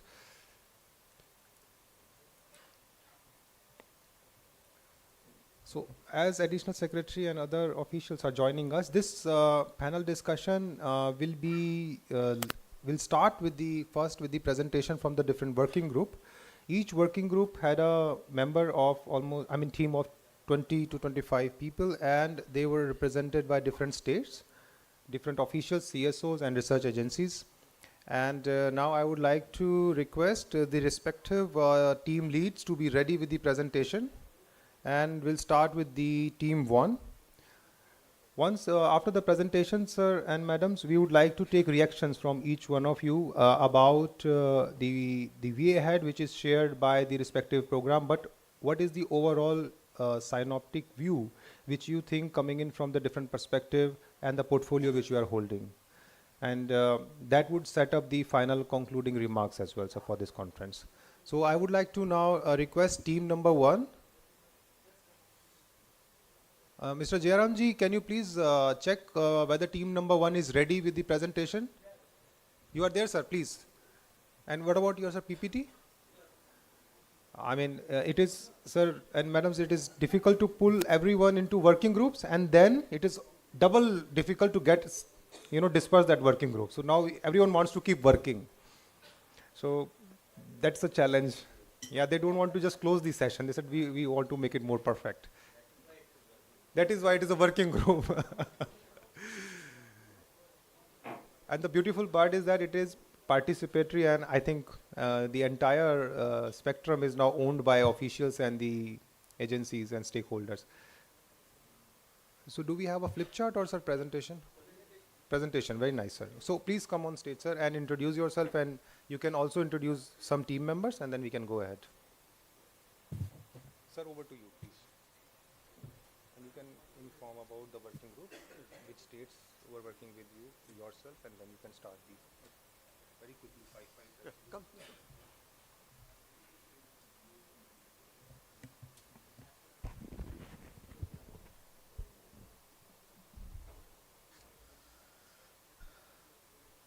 Yeah, sir. Good afternoon to everybody.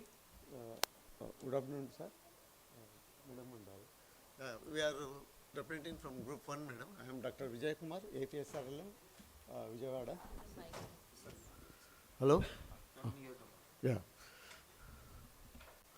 So we are presenting on Group 1 aspects. Yeah.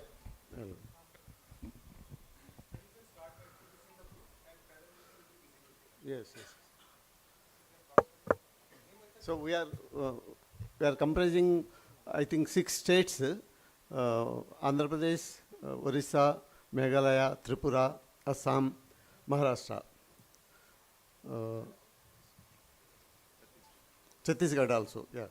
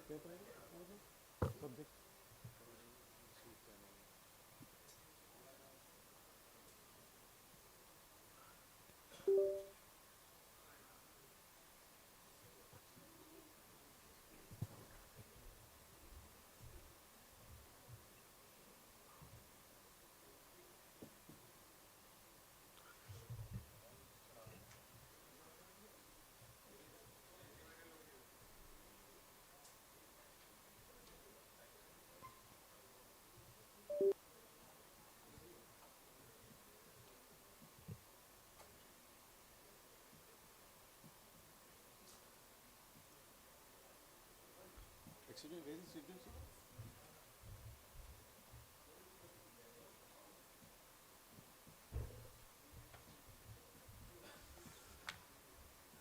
Sorry for the late.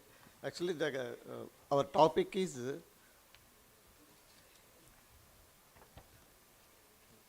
in panel 1 discussion, agroecology-based fish production system to ensure livelihoods of SHG members, scope for integrated farming of fish, livestock and crab.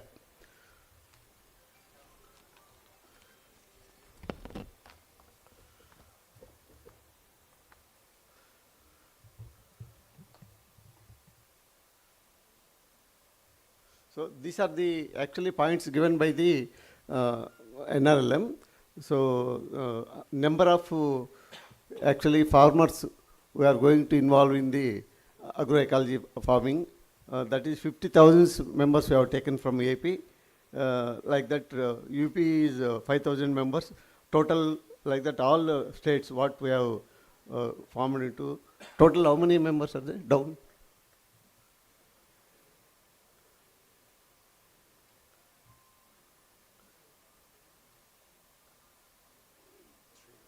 3 lakhs something? Not visible? 3,92,000 are they are forming into agroecology practices. They will do this activity from 7 states, 8 states totally. And number 2 is existing resources available in the states are. So we are taking the different numbers. Not visible, madam. That is not visible. Please, I'll take it. I'll keep it here.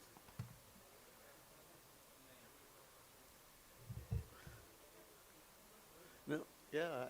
Laptop में data ये दे दीजिए नहीं cordless दे दीजिए उधर देखिए cordless I cannot remember all numbers now. Cordless Just give us overall picture. You don't go through this. Yeah. You just give us, or otherwise give Dhruva. Yeah, sure. So our states were from varied geographical conditions. Some are coastal, some are landlocked, some are mixed of inland also. So the resources like Andhra and Orissa, they have marine as well as landlocked. But in northeastern states, they have mostly landlocked and wetlands. And Maharashtra is also similar to Orissa and Orissa, yes. Then third was the existing production system. Mostly the states have inland, ornamental, post-harvest and wetland, except Andhra and this Orissa. They have coastal production also. In Maharashtra also. Then major challenges was we have found in this discussion was that the production side, the seedlings, feed, quality seedlings, feed, and the production management, process. POPs, training, proper awareness among the farmers and the value chain. And there are lots of gaps in the value chain, like marketing, selling of the finished product as well as the inputs also. So then, there is a certain problem is in certain states related to climates also. We don't have perennial water sources in inland fisheries in certain states, like in Assam or Tripura or Meghalaya, even Maharashtra also. So that is an issue. Then policy level, this thing, problem was that with ornamental fish, most of the states harvest it from the wild sources, and there are very, the adverse policy where you can, if a harvester caught by the department, they get a imprisonment of 7 years, 8 years with many things. Sanabarka is one of the most famous ornamental fish available in northeastern area, which cost around 2.5 lakhs rupees one piece. But if it is caught, then they got a 7 years imprisonment and lots of fine. So this kind of policy limitations are also there. So that can be addressed. Then location selection criterias, we in Andhra, all coastal areas and low-lying areas where fish production is going on, and other states are agreed to do in cluster process where there will be at least 100 hectares or so areas are available for fish production. Those areas will be selected. We have not defined any districts or blocks yet, but those areas will be targeted. Then farmer beneficiary selection, obviously those farmers who has a pond or a land for pond development in inland areas, or who has already practicing the fish cultivation or catching practice will be targeted initially. Then list of activities, we need this identification of location, fishery, farmers, then establishment of hatcheries for, first brooding stock, then hatcheries, then feed mill, because feed is an issue. Everybody knows it is very high cost and limited this thing. Andhra is producing highest number of feed among the state, but when it reaches Tripura, the cost goes up like double, twice. So that is an issue. So we need to address it locally. Then mapping of resources. Yeah, mapping of resources. This NSO, National Support Agencies or Export Agencies, CIFRI, CIFA, or NFDB, or any other organizations should be identified to support the entire system, because it is a huge exercise and we need really good experts in that. Then module preparation. Module preparation, then package of practice, cadre development, and seasonality calendar, fund mobilization, IEC material, and farmers. Immersion sites development is also required, and farmers card, that is what he will do in every week or every month or every day, that has to be developed because we need to track them, otherwise it does not happen. Then what kind of support needed to achieve this goal? Obviously convergence is a huge issue, because development of pond is a capital intensive thing, and most of the times our friends from Orissa and other states says that tribal people faces a lots of problem in having a pond, because they cannot access the PM Matsya Sampada schemes benefit because of different causes. So that has to be addressed, and in other states also convergence is a bottleneck. So different department convergence, be it MG Enrega or be it fishery department, we have to work together. Then formation of PMU at national level, state level is also very important because this is going to be extensive and intensive work. Then advisory council at different level is important. Then immersion and empanelment of expert agencies, like as I said in CIFRI or SIFA or other organizations can be identified, or maybe international organizations may also be invited to this because they have lots of good practices which are having similar agroclimatic conditions with us. Exposure visits is required, and capacity building of the staffs who are going to implement is very much key to this. Then convergence opportunity, obviously, MORD, Ministry of Fishery, MOFI, and tribal welfare, yeah, Jal Shakti, all these different schemes are there, so which can be national level and state level also. There are different schemes which can be converged. Then yeah, bank is key to this because we need finance for this. Because as of now, fishery farmers, at least inland fishery farmers, are not getting priority loan in many cases. So that is an issue. At least 3-4 lakhs initial investment is required, which is not easy for a marginal farmers like SSG members. That is a key, and that has to be addressed. And RBI maybe may take any circular or something for that. And the convergence with institutions like SIFA, yeah, SIFA, NABARD, GIZ, and other organizations, Jal Jeevan, Jal Jeevika, Jal Shakti, those are can be considered. Then activities proposed. All agroecological practice. Now this NCOF and national, so the organization is going for this thing, organic fish farming, and that can also be engaged in this. And obviously selection of beneficiaries, training of them, and officials who are being engaged for implementation of this project. And one more important area is human resource. Expert is required. Fishery is not means layman's work. We need experts for that. And many northeastern, all northeastern states are exporting almost 90% or 80% of the ornamental fish of India's export, contributing India's export. So that is a very potential sector over there. That can also be undertaken. Marketing, value chain gaps is also key. Then role of community institution, obviously, this CLF, VOs, producers group, FFPOs, which are developed under NRLM or other initiatives can take a huge stake in this. Farmers selection, mobilization of farmers, then awareness creation, skill building, then financing, initial financing from the CLFs through CIF or RF or other source of funds can be mobilized to implement this project, because initially for seedling buying or feed buying, they can use that amount as a seed money. Then role of block mission unit is very crucial, because they will be the cutting edge officials who will be implementing this scheme.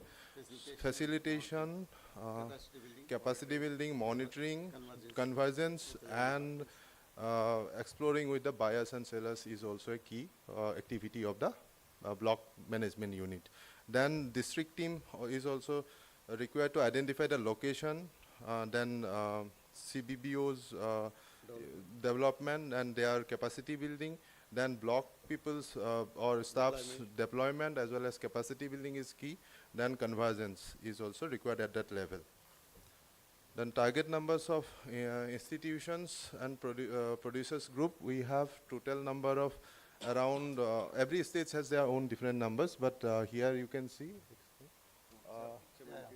500 PGs in Andhra Pradesh, like that 70 VOs, 30 FFPOs, like that Jharkhand is 5,000, 30, 1 FPO they told, like that UP is 250 FPGs and 1 FFPO, and 500 in Orissa, like that. 500 in Orissa, and 10 FPOs. Then 500 in Meghalaya, 250 FPGs in Tripura, 700 FPGs in Assam, and Maharashtra 180 FPGs. But coming to FPOs, 10 FPOs in Orissa, Meghalaya 2 FPOs, Tripura 6 FPOs, Assam is 5 FPOs, Meghalaya, Maharashtra is 3 FPOs. Like that they have given. And the convergence rupees, say AP can mobilize 10 crores like that, and Jharkhand 2 crores, UP 1 crore, Orissa 3 crores, Meghalaya 1 crore, like that nearly 20 crores they can mobilize, that we have planned. And coming to number of farmers adapted to this integrated farming is 10,000 families can be adapted this integrated farming. 1,000, this is the last one. Then like that, number of farmers total is 8 states, coming to nearly 2 lakhs totally. That is the points they have given. We have collected this information, and we have given to the NRLM all this information as per their question. That's it. One more point was there that 10K FPOs promotion does not cover this fishery FPOs. If that can be, or there can be any policies which can be FFPOs, so that can be leveraged.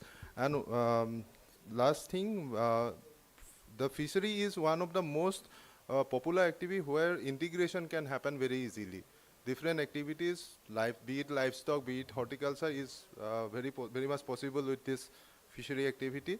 So that can be taken up in a larger manner, so which can give a financial stability to the SSG members. Thank you. Last one is, sir, actually all are requested instead of FFPOs, we can call it as a aqua FPOs like that. So that is the one change. Then true. Then anything from just sir, I want to add states like Orissa, Chhattisgarh have very progressive policies to lease out water bodies to SHGs, which is transformed fisheries in Orissa. So these policies, different states may have this type of very affirmative policies. There need a MORD, NRLM should do a convergence meeting, and how these better policies can be adopted across, because simply a single policy opens up many windows. So also Mission Shakti integration of 20 department to create opportunity for SHGs. That is create a huge movement in Orissa. Those type of learnings can be taken from one state to another state. Thank you. Yeah.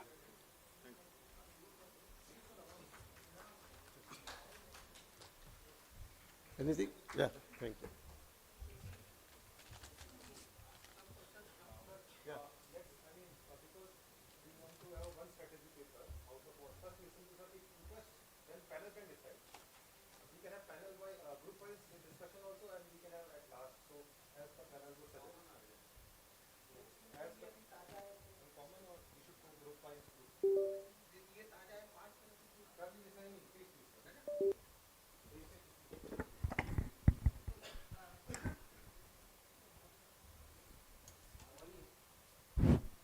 Actually, a good presentation.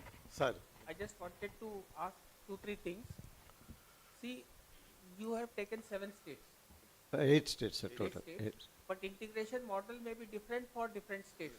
True. For example, Northeast, you will have trout fishing. Yes.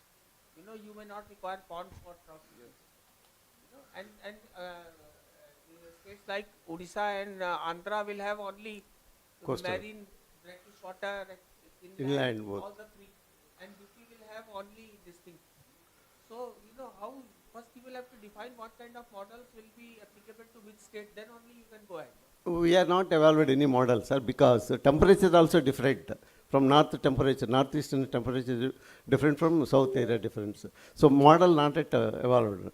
So we have to discuss with other groups, then which model is suitable that we have to evaluate. No, because my friend from Northeast who stands behind you, They only tell, they don't will have tell any you, idea. will tell you that trouts, you know, you don't have seeds, they swim upstream and then they give eggs, and then you have cool culture. you know, the irrigation culture where you have a tributary from small this thing and then you breed there. So that will be a totally different model. No. And trouts are the most costliest fishes. Probably. What you said is right, sir, but we are not common model for all 8 states. We are not taking common model. Cannot have. Yes. Actually, we cannot. Yes. Yes. For that, we need to take experts support. Which model is suitable to which states, like that. Yes.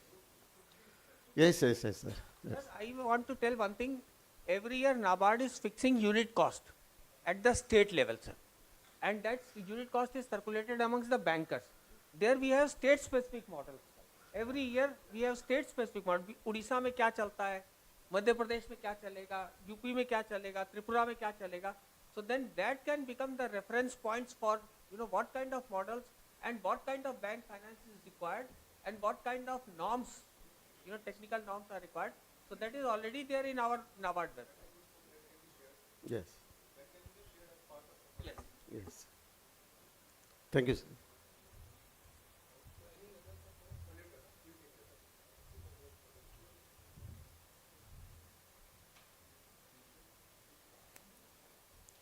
No, thank you, Dr. Sudhanshu K. Mishra, sir. That point is well taken, and I think at this level, the idea is to bring a different state at same platform and have a deliberation on what sort of requirement and what sort of potential state representative are seeing. And point is well taken, and it will be documented that each not only state, but I think at later on will be customized, models will be customized. Going forward, sir, group 2 leads, sir, please come and present. So major key takeaways and 5 minutes, sir. Huh? Yeah. Very nice, sir. Yeah. Dignitaries on the dais and off the dais. Really wonderful job by our NRLM as well as GIZ. Yesterday only we came to know that what is aquatic livelihood. Today and yesterday, because I'm an agriculture graduate, I don't have any background with respect to fishery. During our undergraduation, I think we have studied only 2 courses, fishery. So there was a lot of potential is there in the rural livelihoods. I think I congratulate GIZ and our national mission team for giving this opportunity to all the states, because from last 10 years we are doing gender, FNHW, institution building and other small livelihood farm and non-farm. I think we have neglected this most potential aquatic livelihood. So I think thank you so much. So I think in my first panel, I think they have explained everything, convergence, which are all the departments and all. So aquatic livelihood, aquatic wetland aquatic. So just I will give one example. In Karnataka we have started already with the convergence of Department of Fisheries, Department of Panchayat Raj and NRLM. Just I will tell you within 1 minute. So we have 10,000 tanks below 10 hectare. The owner of the 10 hectare water spread area is Gram Panchayat.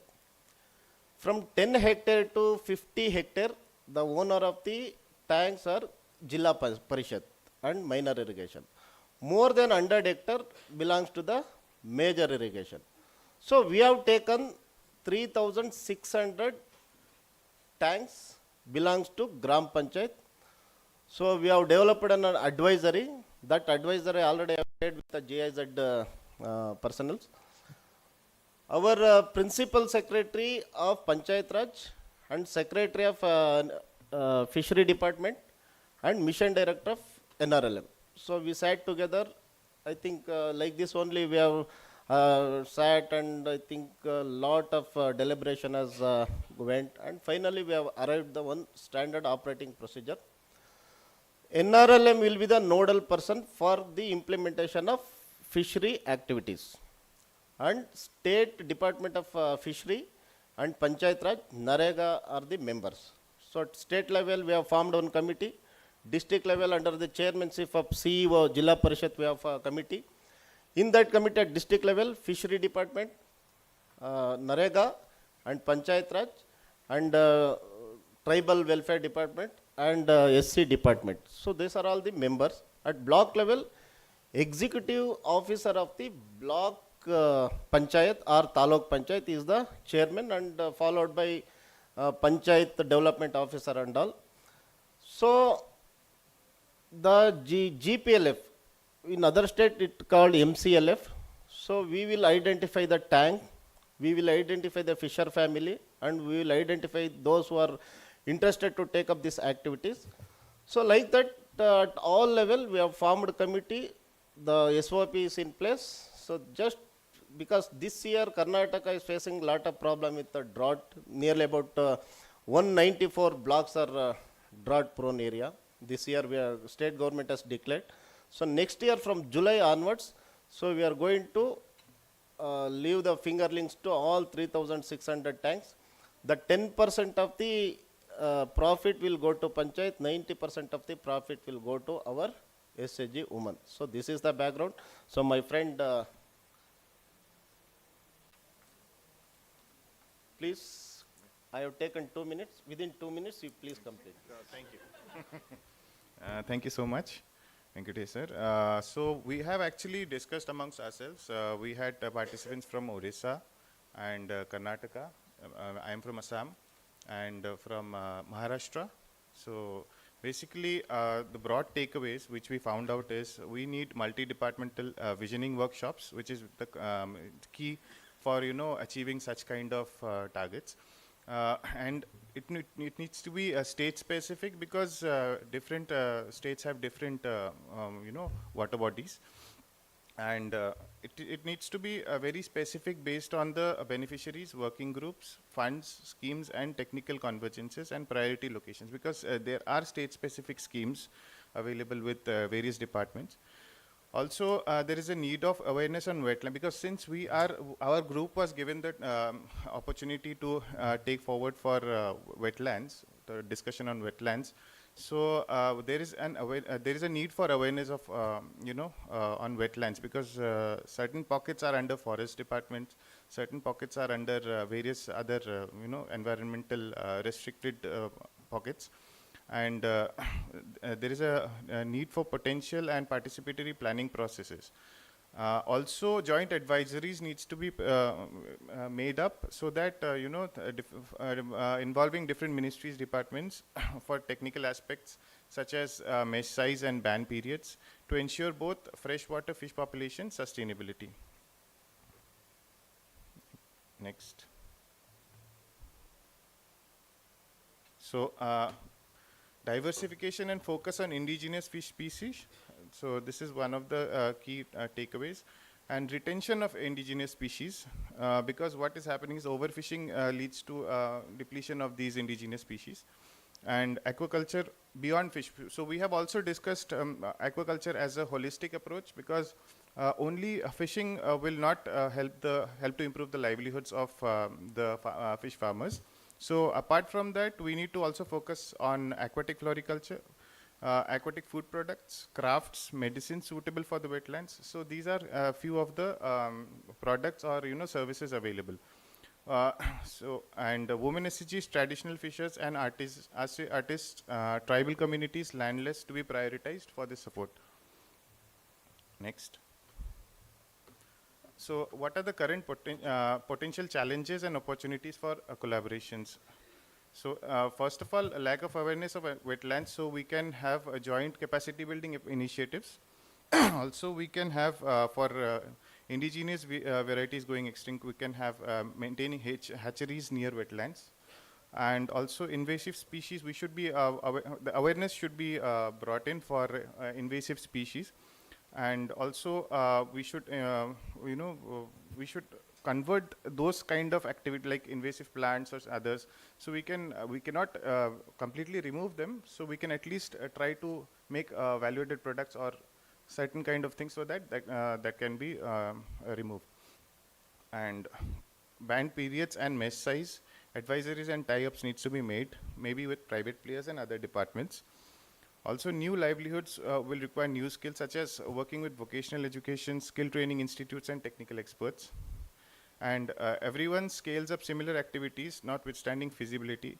So GPDP identifies, the Gaon Panchayat Development Program identifies specific activities for different beneficiaries based on feasibility studies. Next. So here we have made a flow chart based on wetland and catchment area identification. What are the things? So the area and needs based, it should be very focused, and a technical and department-led exercise needs to be carried on. Next is process post identification of site, because initially what we do is if we launch a scheme or a program, we just go on without identifying, without mapping. We need to identify which are the potential sites and what are the kind of supports we need to be focusing them. Secondly, standard operating procedures needs to be made based on geographic specific.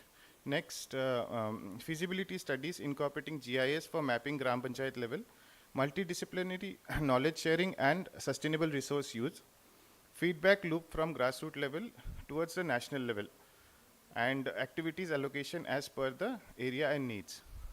Possible anchoring mechanism that needs to be included in the VPRP and GPDP plan, both. Next. So what are the other diversification options? So we've just listed out already, it has been discussed, but still I would like to focus on few. That is ornamental and pearl fishery, which already the other group has discussed. Water hyacinth, which we are also doing. And floriculture, such as water lily and lotus. Spirulina and azolla cultivation. Aquatourism, ecotourism. Crab fattening, which is very specific to coastal areas. Hydroponics and vegetables.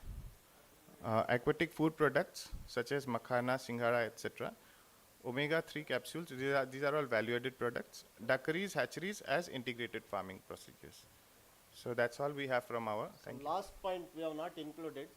To take up this activity, to implement properly, we need dedicated staff at all the levels. So without the technical staff, so this is not social work or empowering work. This is completely, purely a technical work.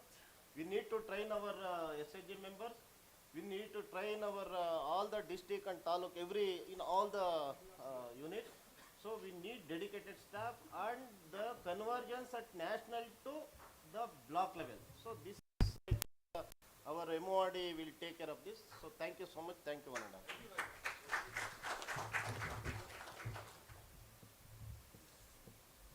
Thank you very much, sir. And we'll take comments and reaction later on with the delegates on the panel.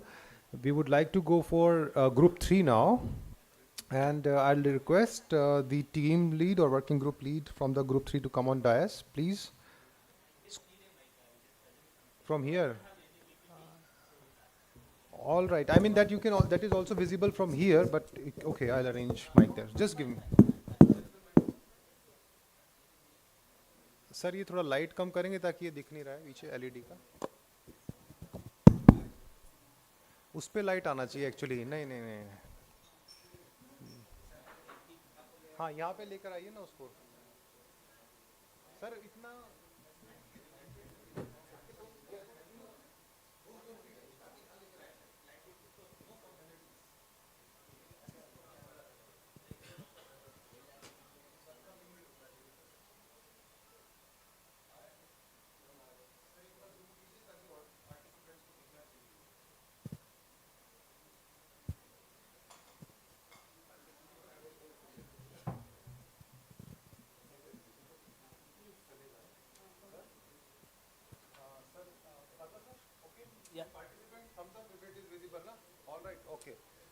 So, आइए sir. Yeah. Okay. मतलब wherever you want to stand, I will not.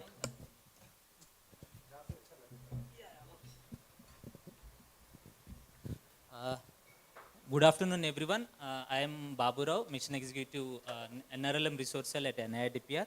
I am representing the group number 3, which is worked on mariculture as well as the coastal aquaculture. So I'll just briefly go through the kind of work the group done. So our major mission is to just enhance the income opportunities and create a income avenue of 5,000 rupees per month for the 20 lakh SHG members in across the 9 states from the Gujarat to West Bengal. So we all know so Gujarat, Andhra Pradesh, Maharashtra, Karnataka and West Bengal are the largest marine production states. But in the same similar fashion, we need to understand the entire local dynamics among the marine production districts, and accordingly our intervention should be promoted at each specific SRLM level. So if you seen that next chart, next one. So the major challenges, if you understand that, so I'll just come up with that down to up. First thing that we need to understand the social dynamics among the communities. So we well aware about it. 60% of women are engaged in the post-harvesting interventions. But we need to consider for the social dynamics among the community, particularly catching, distributing the catching, and other post-harvesting livelihood in the particular fishery communities. Secondly, we have to see the post-harvesting supply chains in terms of movable aspects and value chain like concerns from the harvesting to the reaching to the end consumer. We all know all the price and market dynamics, all that. So that is the one major cold supply chain. One of the major challenge at current scenario. And the third one is that we can understand the market dynamics and financial linkages. Obviously, it is in every bit of concern. Then skill and capacity building with concern to the marine production. Establishing the value chain, linkages and interventions. Those one thing, skilling and capacity building at various level, from the Matchasakis at CRP level to the state functionaries. At each level, it needs to be build capacities among the all of our functionaries. And foremost, first thing that adaptation of new technology and innovations, particularly. If you understand yesterday, there are a lot of our resource persons, they explain a lot of products, particularly omega, tree component, particularly from the seaweed and all, coastal based algae.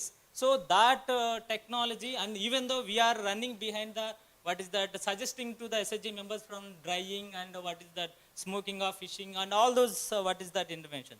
Beyond that, if you want to see, adaptation of new technology and innovation is one of the key challenges at SHG level. Okay.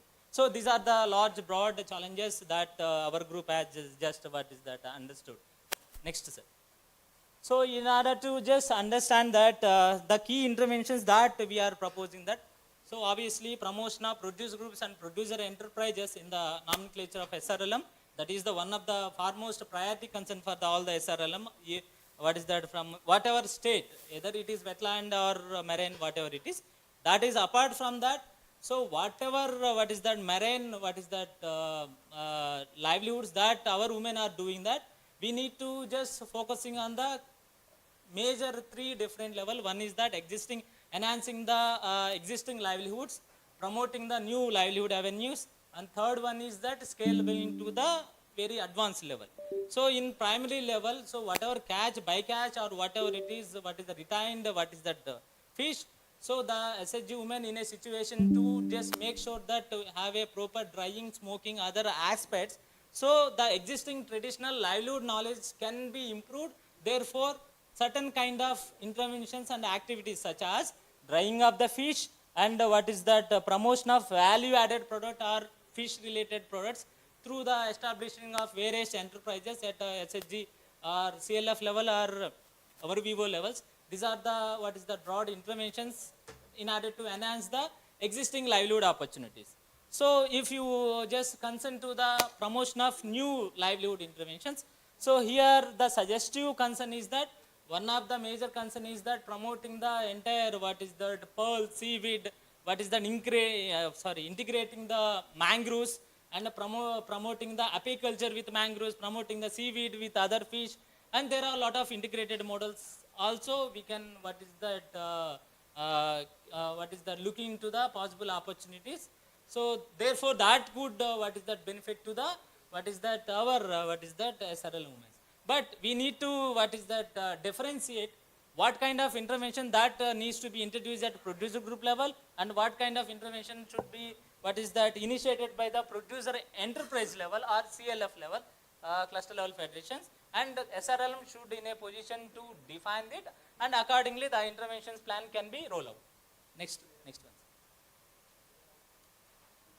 So, integrated model I'll just already covered, but in terms of supporting system here, SRLM having broadly just like any other scheme that all we just look into that SRLM district and block level, and especially at producer enterprise or PG level, every stakeholder are having their own responsibility that we all well aware about it. I am not going to explain it. Next, sir.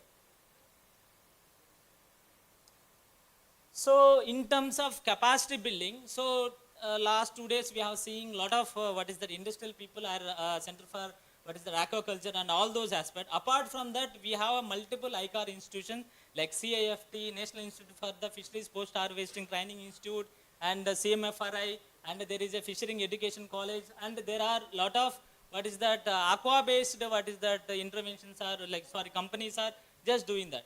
But depending on the interventions, we need to go for the 3 different level of training program.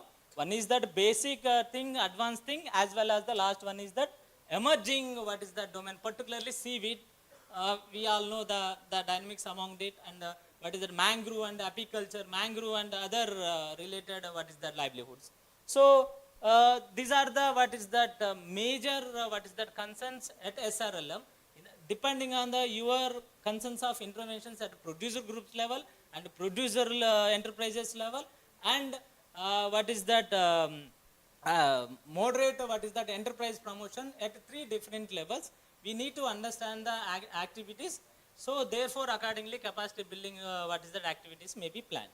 So these are I just given overview beyond the template. So there is a template, but we went through different kind of discussion, but finally our kind of major insights are just presented here. Thank you all of you. I hope I am in time.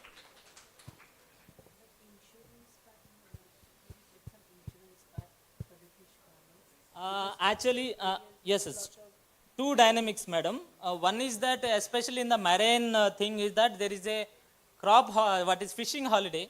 So there is a particular holiday period, so that period should be concerned for our SHG women, because of in that particular thing all value chain stages are disturbed. That is one thing. Second thing, that insurance part is there. Sorry madam, I just forgot in the rush. Okay, so the insurance part is there by the NFDB.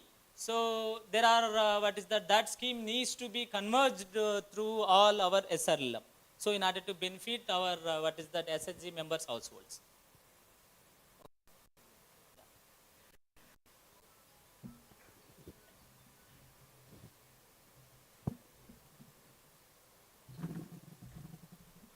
Thank you, sir. Now going forward, I would like to request the working group lead from the group 4. Sir, do you have a presentation or your presentation? Is it?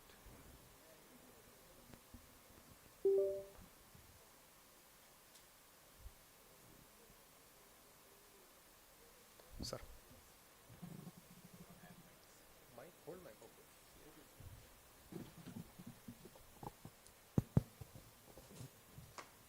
Good afternoon to all. Actually, yesterday, Dr. Manish Shekhar madam has explained a lot about ornamental fishery. That is a great motivation for developing this presentation. And moreover, this next slide. And moreover, this Kavil model implemented in Kerala. It is a very good inspirational story for this ornamental fishery. Okay. So next slide. Okay. Ornamental fishery is a sector where the promotion of ornamental fishes as a hobby or as a small production unit that can be taken up in every household or in every institutions. So it concentrates on that promotion. Okay, the ornamental fish is a good sector to be concentrated both in the export level and as well as at domestic production level. When we consider the domestic production, in India, the domestic production of ornamental fishery is around 500 crore rupees, and it is during 2021, and the growth of ornamental fishery in terms of quantity is 66%, and in terms of value it is 20.59% of our GDP. And ornamental fishery, that is unlike the aquaculture sector, where the scope is only for the production of fish. In ornamental fishery sector, apart from production of ornamental fishes, there is scope for allied industries like production of tanks, production of aquatic plants, then aquarium making units, then that pebbles making units. So a lot of scopes for allied industries are also available in ornamental fishery sector. Next. Actually, today when we, with our team, actually this presentation is being made by discussion with Chhattisgarh team, Andhra team, Tamil Nadu team, and then with Dr. Minishekar madam, and then GIZ team. Okay. So when we, during our discussion and based on the scenario that is existing in these three states, we are able to project a national requirement for ornamental fishery units in the coming AAP. Around 150 PGs can be formed across the country, that is 5 PGs per state. We have excluded around some 8 states because where the climatic condition is not suitable for ornamental fishery, like Himachal Pradesh, Sikkim, Jammu Kashmir, where the temperature will be very chill. So the production of ornamental fishery will not be possible in these states. It will not be a viable unit. So we have excluded those states, and in the remaining states and UTs only, we have proposed this number. Okay, so 5 PGs per state, and on an average, each PG will be containing 15 members. So together, in the coming year, this ornamental fishery will be taken up as a pilot project, and around 2,250 SHG members will be benefited out of it. Next. Okay. The existing resources for the establishment of ornamental fishery sector are water resources, then less space is required for establishing a small ornamental fishery unit. Then already human power is available with SRLMs of all states. Then natural feed availability. There will not be any problem for ornamental fishery feed. Then other department convergence is already available in all the states. Existing production systems, already aquaculture production systems are available in all the states, and in very few states ornamental fisheries is already being taken up. So this is this existing production system status. Next slide. The major challenges if we take up ornamental fisheries are transportation. That is the transportation from rural to urban is a problem. Then rural-urban connect. That means ornamental fish can be produced in one area, but market demand is in another area. So that should be connected. Then financial support, capacity building, competition from private players. Already in the market, many private players are involved in the ornamental fish production. So if our SHG members start ornamental fish production, they need to compete with the private players. Then lack of insurance. Lack of insurance means already our government is providing insurance for crop, for cattle, goat, like that. But there is no insurance for fisheries. Because when we consider ornamental fishery, the mortality rate is high in ornamental fishery when compared to normal fishery. So that if the government brings any policy to provide insurance coverage for ornamental fishery, it will be a great boost for the startups who are planning to start ornamental fishery units. Then how to come these challenges? Training, by providing training, capacity building, then technical support from fishery units, CIFA, PMMSY, and other fishery institutions. Kiosks can be, retail kiosks can be set up in shopping complexes, big shopping malls like that. Then efficient marketing team. That is marketing with respect to ornamental fishery. The marketing can be boosted by innovative marketing ideas like that. If you go to big shopping malls, there they are setting up playstations for the children to play the games.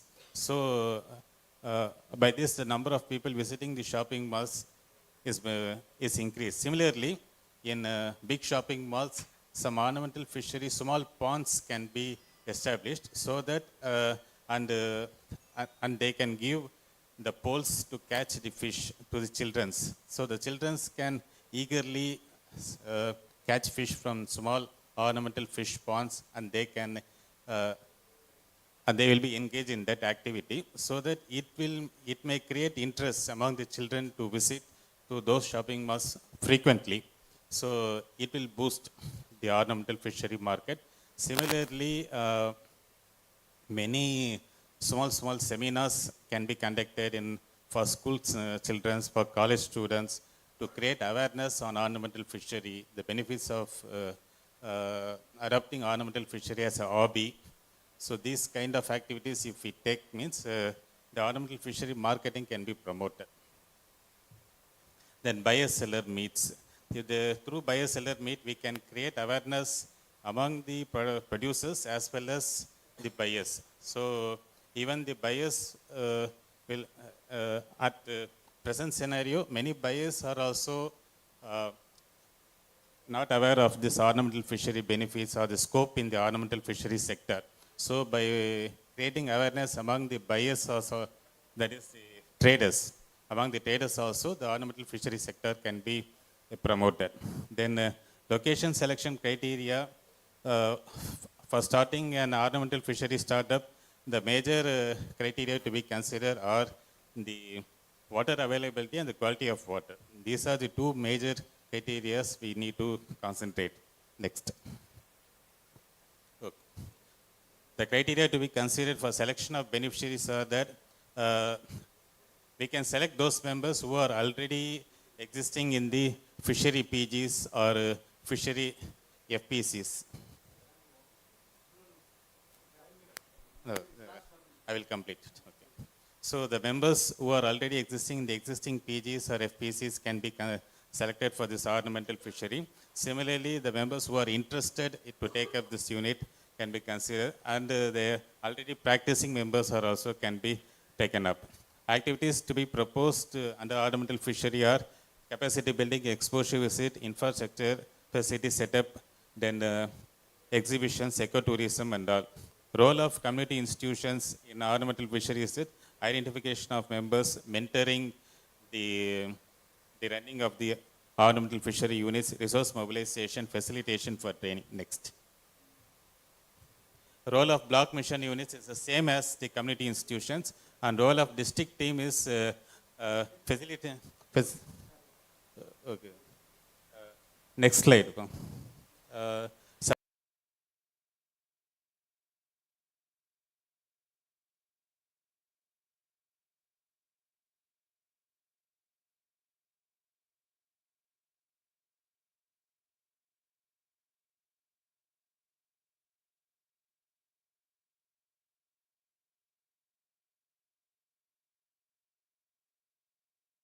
Infrastructure development, capacity building, funding, marketing. Next slide. Okay, target location is at present in the coming year, the ornamental fishery can be taken up on a pilot basis. So we are saying that ornamental fishery can be developed at the capital district of each state instead of taking up or concentrating in other districts. So 5 PGs per state, 150 PGs across the country, then 2,250 members. Convergence in the total project cost, around 30 to 40% fund can be mobilized through convergence. The number of farmers who can adopt ornamental fishery through integrated farming will be 2,250 farmers. Thank you.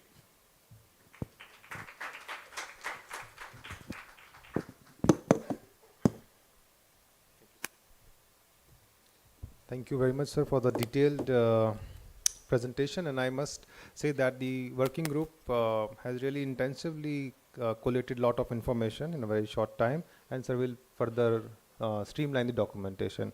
So now I'll go to the expert panel here for the reactions, and I'll start. I would like to start with Mr. Sandeep Kumar Sultania, sir. Sir, as Telangana stands one of the one of the state in the top 5 in terms of fish production, worth more than 61,000 crores annually, and there must be multiple case studies and institutional mechanism at the state level, sir. So any sir reactions and suggestion which you would like to provide to us? Thank you very much. First of all, I would like to compliment all the members, who have gathered here and taken trouble to, do study on this aquatic life and trying to make some suggestions on how to improve the, livelihood of self-employed members through this aquaculture. Let me tell you, aquaculture is huge, possibility. I would just like to tell you that maybe 15 years back, the fish production of China was less than India. And today, the fish production of China is almost 10 times of India. So you can understand the possibility of, the increase of livelihood through this aquaculture. Basically, when Andhra Pradesh and Telangana was combined, we were the, Andhra Pradesh was the leading state so far as, fish production was concerned. And mostly it was concentrated in Andhra Pradesh area, the Bhimavaram, East Godavari areas. And the major money was coming from this venom culture. And, hundreds of thousands of people, they converted their land into, this aquaculture. And they started doing venom. Apart from, marine fisheries, which were there naturally, but this particular venom culture changed the whole, the space in aquaculture in Andhra Pradesh.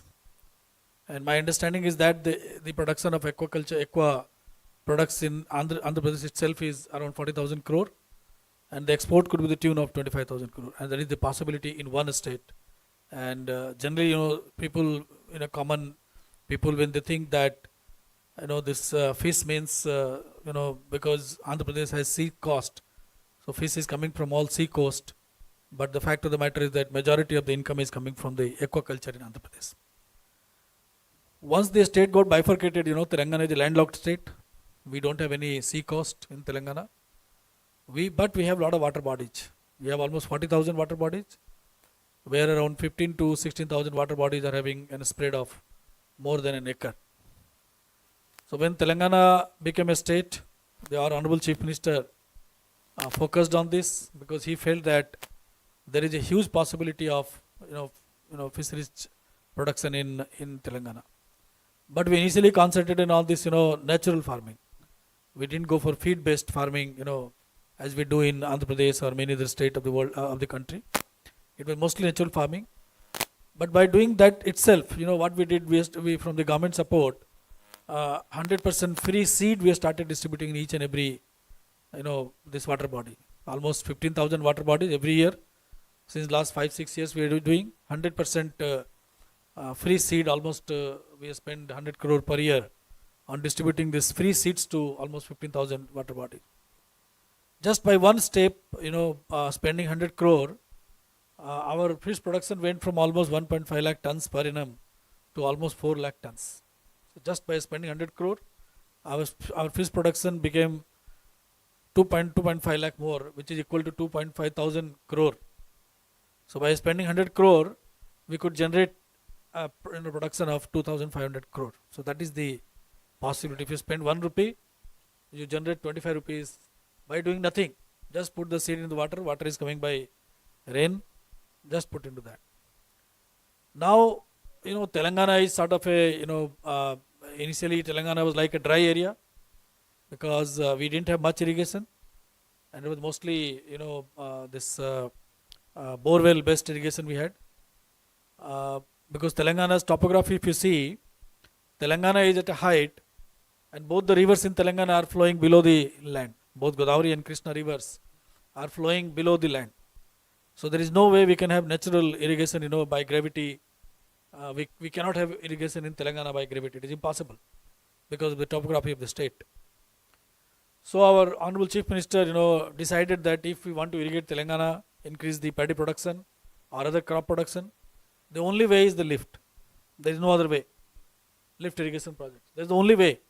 If you want to do irrigation in Telangana, the only way is lift irrigation project. That's what is done in Telangana.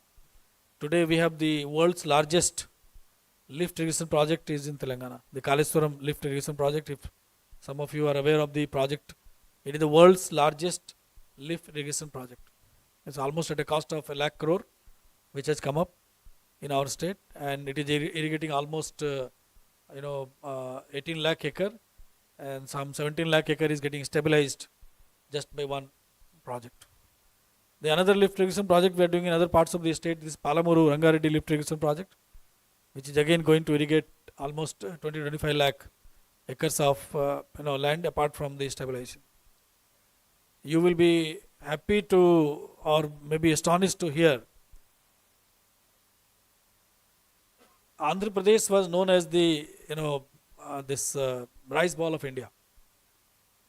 But today it is Telangana which is the rice ball of the country. It is the largest production of paddy in country is Telangana. In last 9 years, the paddy production has gone up by 4 times. And FCI, we are the largest supplier of paddy to the Food Corporation of India. That's the statistics. So now we have a lot of water in our state because of this Kaleswaram project and because of this Palamuru Rangareddy project. The water is not a problem. We can supply, which was not there earlier. But now because of these 2 projects, we have ample water. So now we want to promote aquaculture in our state also. Feed-based culture, what we call it. With one company, it's a US-based company. I'm just not able to recollect the name. We have a project called Mid-Maner project.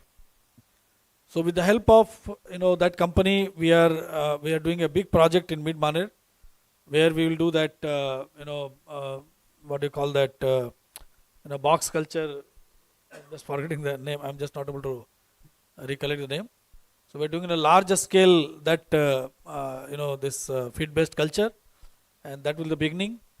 And our idea is to promote aquaculture also. There are some parts of the state already doing aquaculture, like Khammam district. There are many farmers already converting their fields into because they're getting influence from other parts of the state. So they're already converting their land into this aquaculture, and they have already started doing aquaculture.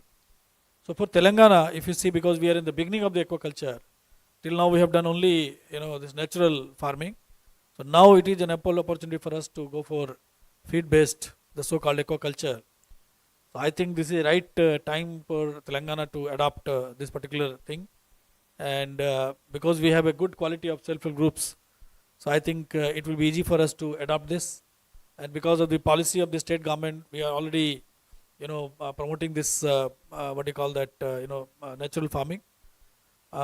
In our state, the natural farming is basically dedicated to the fishermen community.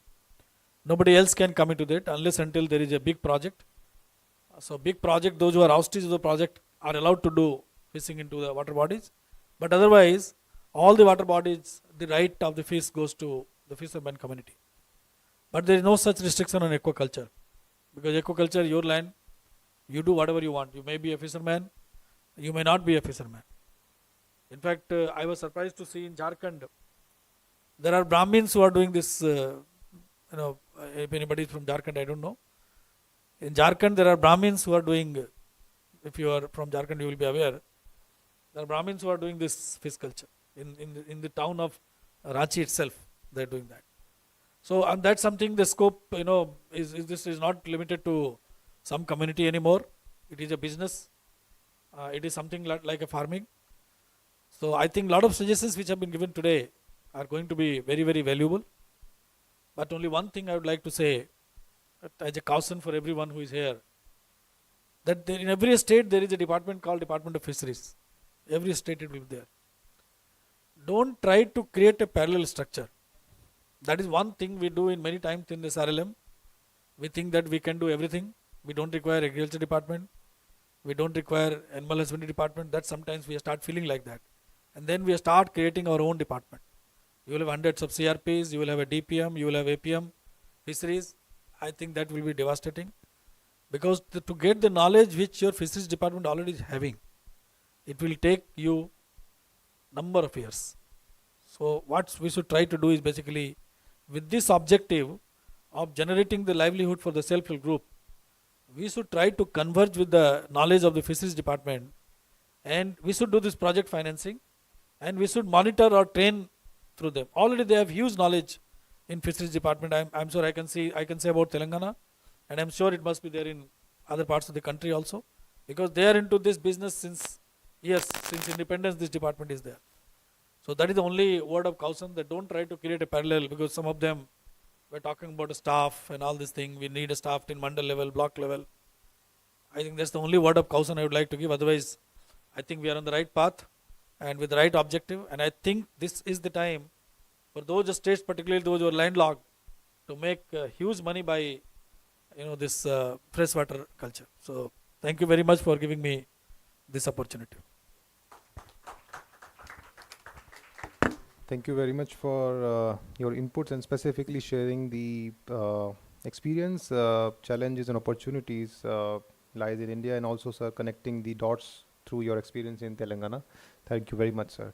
Now I would like to take discussion towards Dr. Sudhanshu K. Mishra, sir.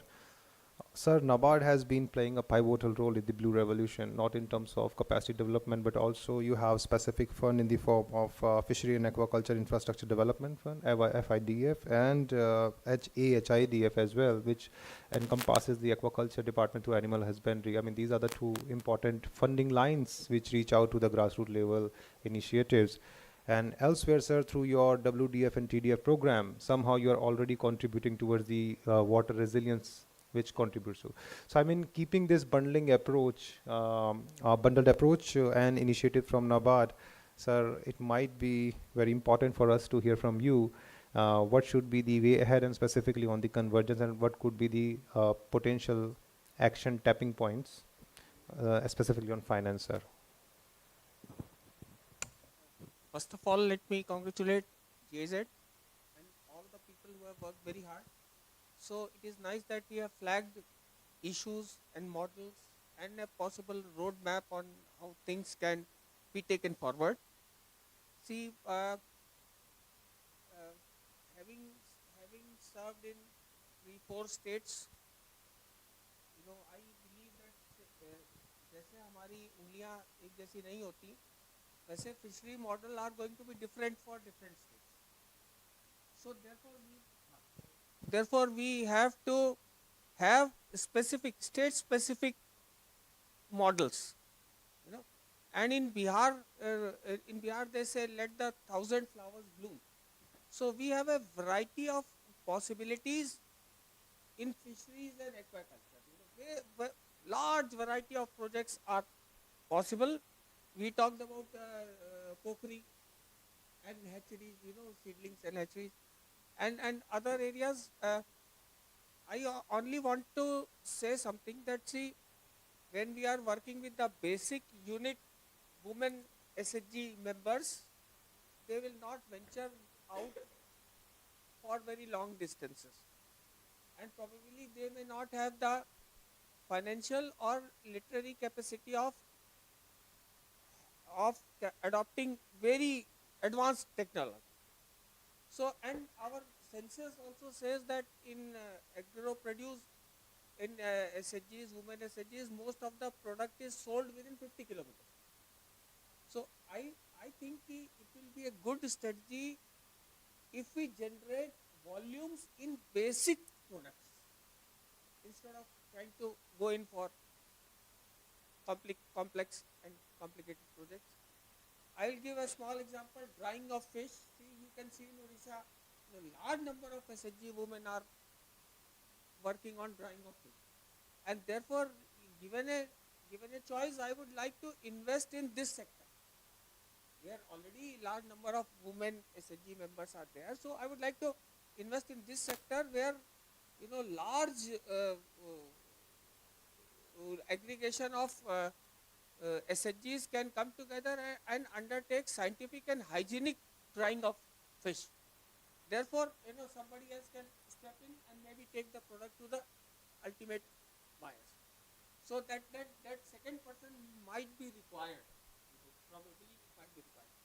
Then I would also like to tell you one thing, that skill sets and cold chain infrastructure is going to be critical, 100% critical, and therefore we have to start investing on the skill sets, canning, you know, and packaging of fishes, ice plants, you know, all these things will be required, small jetties, and therefore, you know, this is a I think that has to become a part of our long term, short term and medium term plan on what are we going to create. In our potential link plan, we have a small chapter on fisheries where we want to analyze the potentials as well as the infrastructure requirements of the potential. So there is a need to flag this. Important, very important. There is a need to flag this. Then I would say again, you know, community organizations. That is why NRLM is here, and they are community driven, community owned, and community managed. So they will move at their pace. They will not move at our pace. They will move at their pace. So what we want to say is that we have to ensure that they slowly graduate from simpler things to bigger things. Okay. And therefore, therefore, you know, I would like to close by saying that models are already there, SHGs are there. We would like to go in for district level studies on what is feasible. We would like to support technical models which can be seen and replicated. Seen is believing, seen is replicated. And NABARD would eagerly wait for the document which reflects the outcome of this. Thank you. Thank you, sir. Thank you very much for specifically highlighting the importance of convergence at district level and maybe further local level, so that real tangible action points can be created. Thank you very much, sir. I'll now would like to invite Mr. Raman Wadhwa, sir, for his inputs specifically on the 4 working group, looking at the livelihood opportunities and empowering of SHG members through aquaculture, sir. Thank you. First of all, I would like to congratulate all the 4 groups for making good presentation, and double congratulations for making and creating our jobs heavier for the ministry, because the points which you have made, so they have actually put us in a soup that we'll have to take it forward. And further, I would like also to thank Sultania sir, because he has given a vision that Telangana has done this, so something has to be done in other states also where I'll have to push. Because one line which I take cue from yesterday is that fish is for health, fish is for wealth, and his terms proved that paisa pani mein mat bahao, paisa pani mein lagao. That is how they created 1.5 to 4, means almost thrice, I would say 3 times that kind of business generation was done in Telangana. So one thing which is important is what the takeaways for us is, one is that of course TSA and some kind of experts are required. Nevertheless, in convergence with the ministry which has gathered its experience over a period of time, because it is well said, as sir was telling, that we had got a very rich experience related to agriculture. But in spite of that, until and unless we signed a formal MOU with Ministry of Agriculture, now instead of only one scheme, 10 schemes that ministry is ready to support, and that has gone down the stream to the states, to the districts, down the stream. So that is an important takeaway, and I think that will follow in fisheries also. Though we have an MOU, but point is, recent visit to SIFA has given an eye-opening that we need to create an environment for more such MOUs with the institutions also. Second thing for livelihoods creation which come to us is that a policy paper is required for aggregation and various kind of advisories. It's what was being said by Dr. Mishra earlier, that it's there in Odisha, and someone in the group also said that 2 states, Jharkhand and Odisha, have got some policies. I think there will already be papers specific from Ministry of Fisheries, but how they can be attuned or made formal with respect to the national perspective, because each state will have its own view and the facilities per se. A third thing is that we need to take what we learned in 2 days, awareness creation. Because Dr. Venkatesh said that aquaculture I came to know now, but fisheries he knew. So point is that every term has a meaning, and this is what is awareness creation. And of course, as a ministry, I think I'll have to have such kind of discussions. Maybe now more virtual, we can use the technological part. And funds and processes and other arrangements are to be looked into for the aggregation model of the livelihoods. It's not the PG alone on the FPO alone. I think more such models which are already available can be used, because one was, which we learned here, was that fish farmer training schools, and they have got a very good systematic approach. What is followed as a Krishi Sakhi, means there is a master trainer, then set of other trainers who train, and funds are available for them also. So we need to have that kind of leverages with this. I think that comes much more important per se. And insurance and technological aspects nevertheless cannot be left out.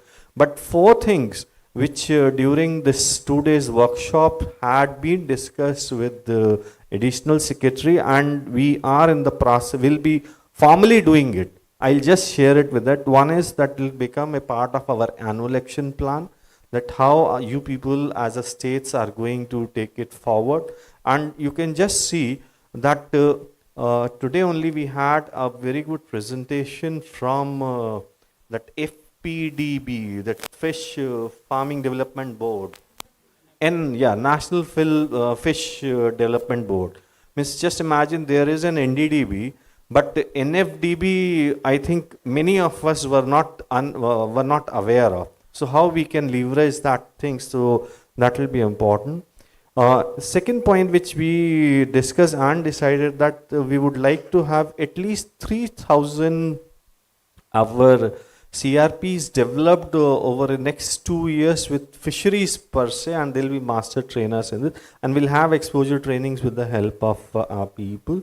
And one thing was that it came yesterday also, and today during discussions by the panelists, that natural farming or organic farming for water bodies is required. I think that has to be included per se.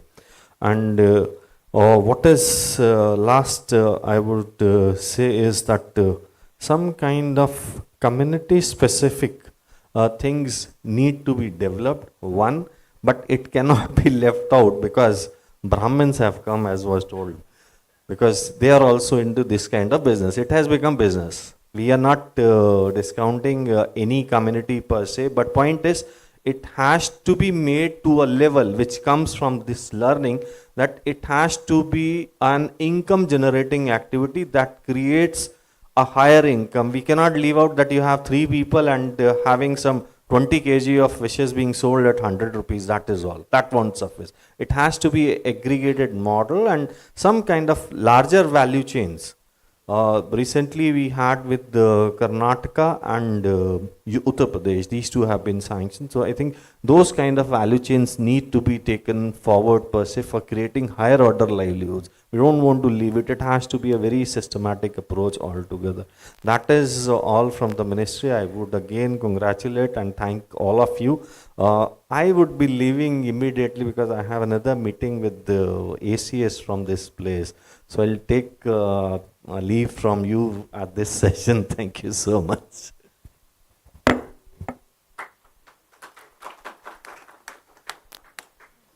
Thank you, Raman Wadhwa sir, for not only connecting the ministry's vision with the other panelist inputs, but also you already gave us the key pointers for our strategy notes. So we'll be taking your inputs, and thank you, sir. Sure, sir. We'll try our best to stretch it. Yeah.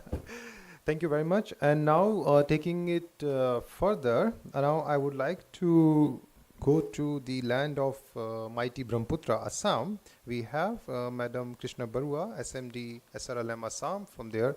And Madam, I would like to come to you with a key question that Assam not only has aquaculture in terms of opportunity for livelihood, but it is already embedded the aquaculture as a part of the culture, as part of the household, you can say, activity, right? And each household of rural Assam has a unique model of integrated farming. So starting from the integrated farming level, and I know that Assam is one of the important exporter of the ornamental fishery. So connecting all the four dots, what would be your input and vision about this aquaculture sector toward enhancing the livelihood of women SHG members, ma'am? Thank you so much. And at the very onset, I thank MORD and ZIZ and all the other partners who have held this workshop, and it was a great help for us, and it was very beneficial for us also, since we have attended this workshop, and a lot of things we have come to know about it. In Assam, as all of you know, we have the mighty Brahmaputra, and with the Brahmaputra, we have more than 100 tributaries. So most of Assam, we have a lot of wetlands out there. Even for Ramsar wetland also, we have the Dipor Bill we have there. And our people, they are mostly into the aquaculture. We have been doing it in a traditional way.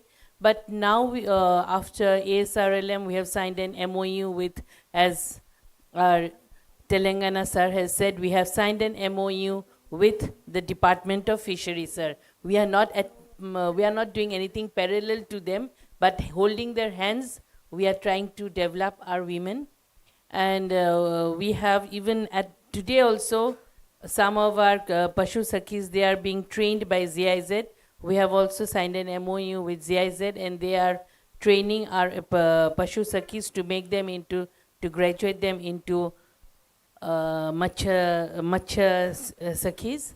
And we are doing a level best, so that initially 5 to 6 years back, truckloads of fishes from Andhra Pradesh used to come to Assam. We didn't, though we are highest consumer of fishes next to Bengal, I think, but still we had to import fish from Andhra Pradesh. But now the scenario has changed, and we are doing our own production, and no truckloads of fishes are being allowed to enter Assam, because now we are self-sufficient. Our people, we are doing, our government is trying the level best to do. We have a new scheme which is called Ghore Ghore Pukhuri, Ghore Ghore Mas. That means each and every household, they should have one pond, and each and every household, they should have fish. And we are also, from ASRLM side also,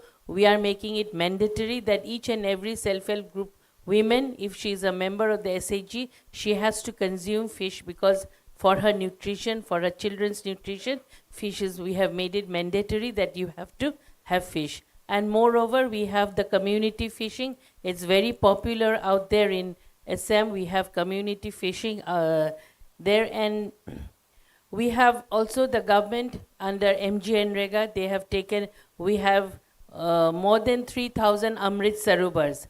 which has been dug under MGNREGA scheme, and all these 3,000 MGNREGA Amrit Sarobars it's on the process, and SOP will be made, and then it will be handed over to our SRLM SHGs, and these SHG members, then they can use these Amrit Sarobars as fisheries, and then like we will have 70% of the income will go to the SHGs and 30% will go to the panchayats. In this way we are doing, and I hope that in the near future Assam, and we are giving stress now on ornamental fisheries also, and let's see, in the near future we can become one of the biggest producers of fishes in the country.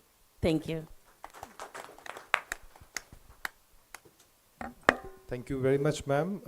And Assam, the story of Assam, the way you address it, it's not about the quality and the quantity, but it's about also extending the spectrum of the aquaculture, which, ma'am, I think SRLM is also contributing towards, specifically the convergence with Department of Fisheries worth noting, and I think this is a key takeaway for other states as well. Now, ma'am, please. For Assam, one thing is there, like the whole year our people work so much, like we on the verge of everything is okay, and then suddenly the floods come. And that is the main thing, and within 1 or 2 months everything is devastated. Again the people has to work from zero. So that is, even though we are very proud of our mighty Brahmaputra, but at sometimes it is the sorrow of Assam also. So because when the floods come, then all the fisheries, they are inundated under the water. So those are the problems that we are facing.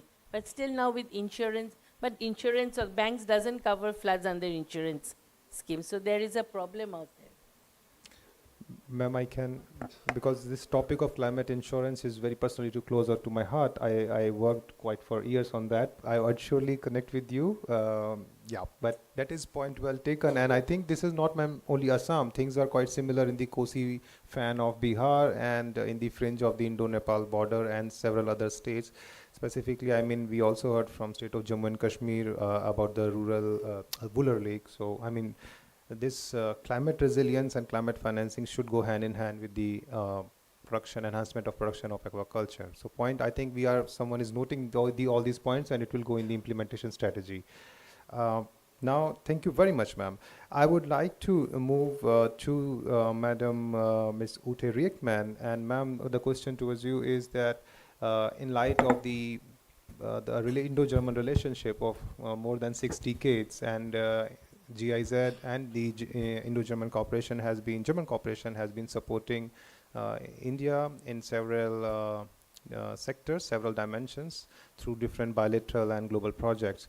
So now, Madam, with Swati project and other projects which are working on the aquaculture and agroecology, what could be the inputs and the vision which could contribute to this larger objective of Ministry of Rural Development of enhancing the livelihood through aquaculture? Ma'am, over to you. Yes. Please allow me to say which precondition we need. Precondition is cooperation. And I think this 2 days conference was very obvious that is needed, right? We need the cooperation with academics. We heard the first day, I think I had many panel discussions with a lot of inputs, and we saw without this, nothing is possible.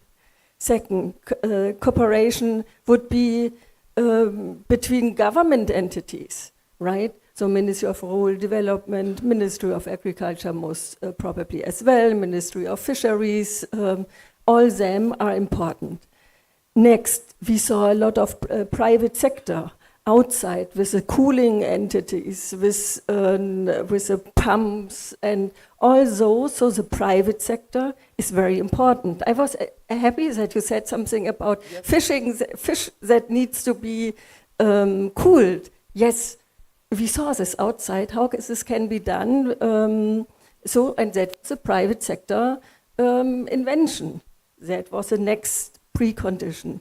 And also we need NGOs who support, especially on the ground. All those are important. And that means related to the government also, what we saw today. Not all the national level or central level cannot do anything alone, but they need all the structures below, so about the state level, the district level, block level, panchayat level. All those are important, and it is a huge cooperation effort. And if you ask me now, and what can GIZ do? GIZ can support. And this is what we would like to do. And related to the private sector, I don't want to forget NABARD. I'm not sure if it is private sector or if it is government sector. Government sector, so I'm happy. Yes, for example, as Swati, if I just say what our project is doing. Our project is doing exactly that, what all of you just said. So what is needed? It is capacity development needed. Is it research needed? Is it marketing needed? And so on and so forth. And that's what is our assignment and what we like to do. That is only Suati. But fortunately, we are working also in big clusters together. So you saw also my colleague Pratap Sinha, who is working on aquaculture, for example. So if we want to do anything in the field of agriculture combined with agroecology, for us it's always easy because we have experts in our house. As well as in our headquarters, there are very specific departments just working, for example, on that. And that, I would say, is a big strength of GIZ.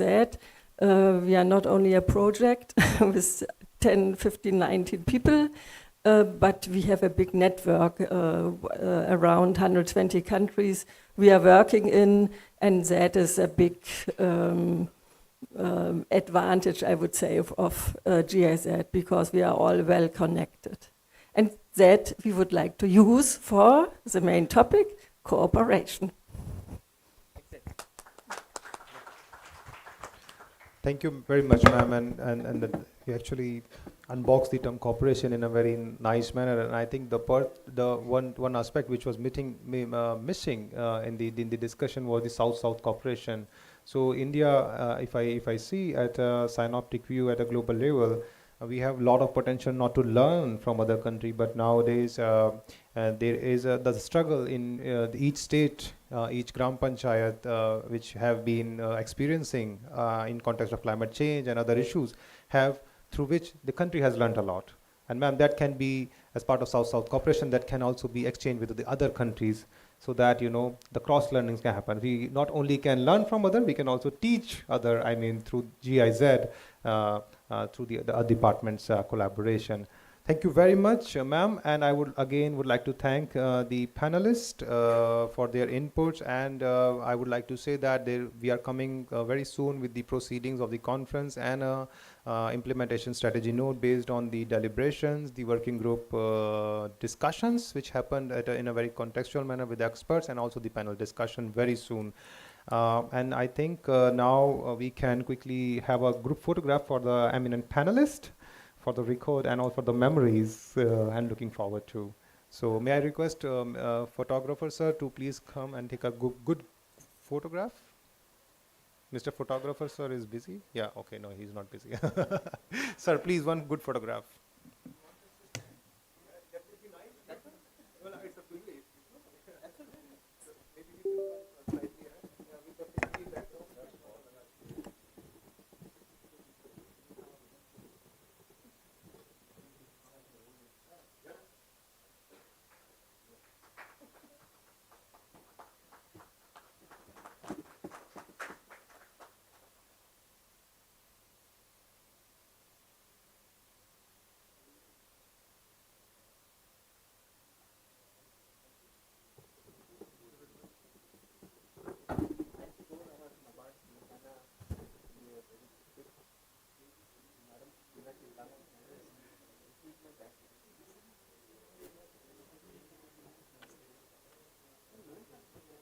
Going forward, I would like to invite Mr. Jairam Kiliji for the closing remarks from the ministry side. Yeah.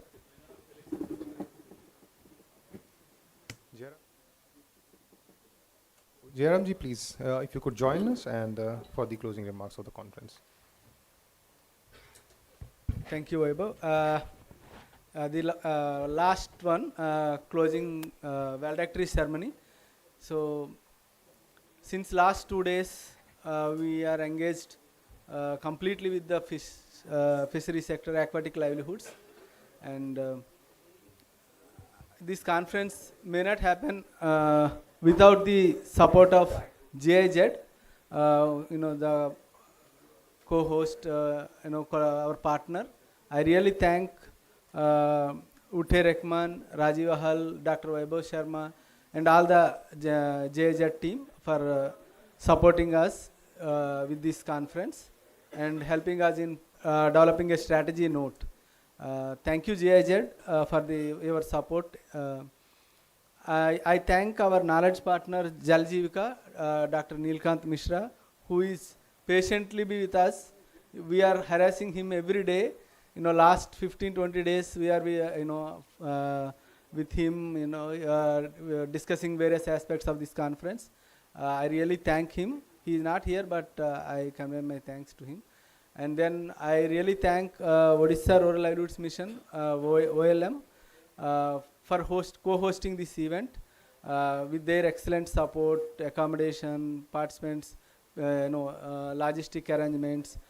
For all the support, I thank Dr. Tirumala Naik, SMD, and Babita Madam, COO, Odisha Livelihood Mission, and entire Odisha Livelihood Mission team. Behind the screens, they supported very well, and this event is happened because of your seamless support and your willingness to come forward to host this event, ma'am. Thank you so much, Odisha Livelihood Mission, and we really appreciate your efforts in organizing this event. Thank you so much, Odisha Livelihood Mission. I really thank all the experts came forward to share their experience. Last 2 days they are with us. And they guided even the group works. I really thank all the experts coming forward, helping us in understanding the aquatic livelihoods landscape.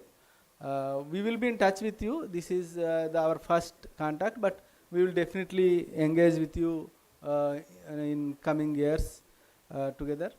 I really thank all the state rural livelihood missions who joined us. There are 30 states and 7 union territories in India, but only 12 states turned up today. I really thank all the SRLMs who came, because of their busy schedules they could not attend, but those states attended. It shows their commitment and interest. So we really thank all the state rural livelihood missions. I thank our additional secretary, sir, who is the guiding force for this event. He is always guiding us, whom to invite, what to include in the conference, all the logistic arrangements, each and every detail. He used to review me regularly and guide me and our team.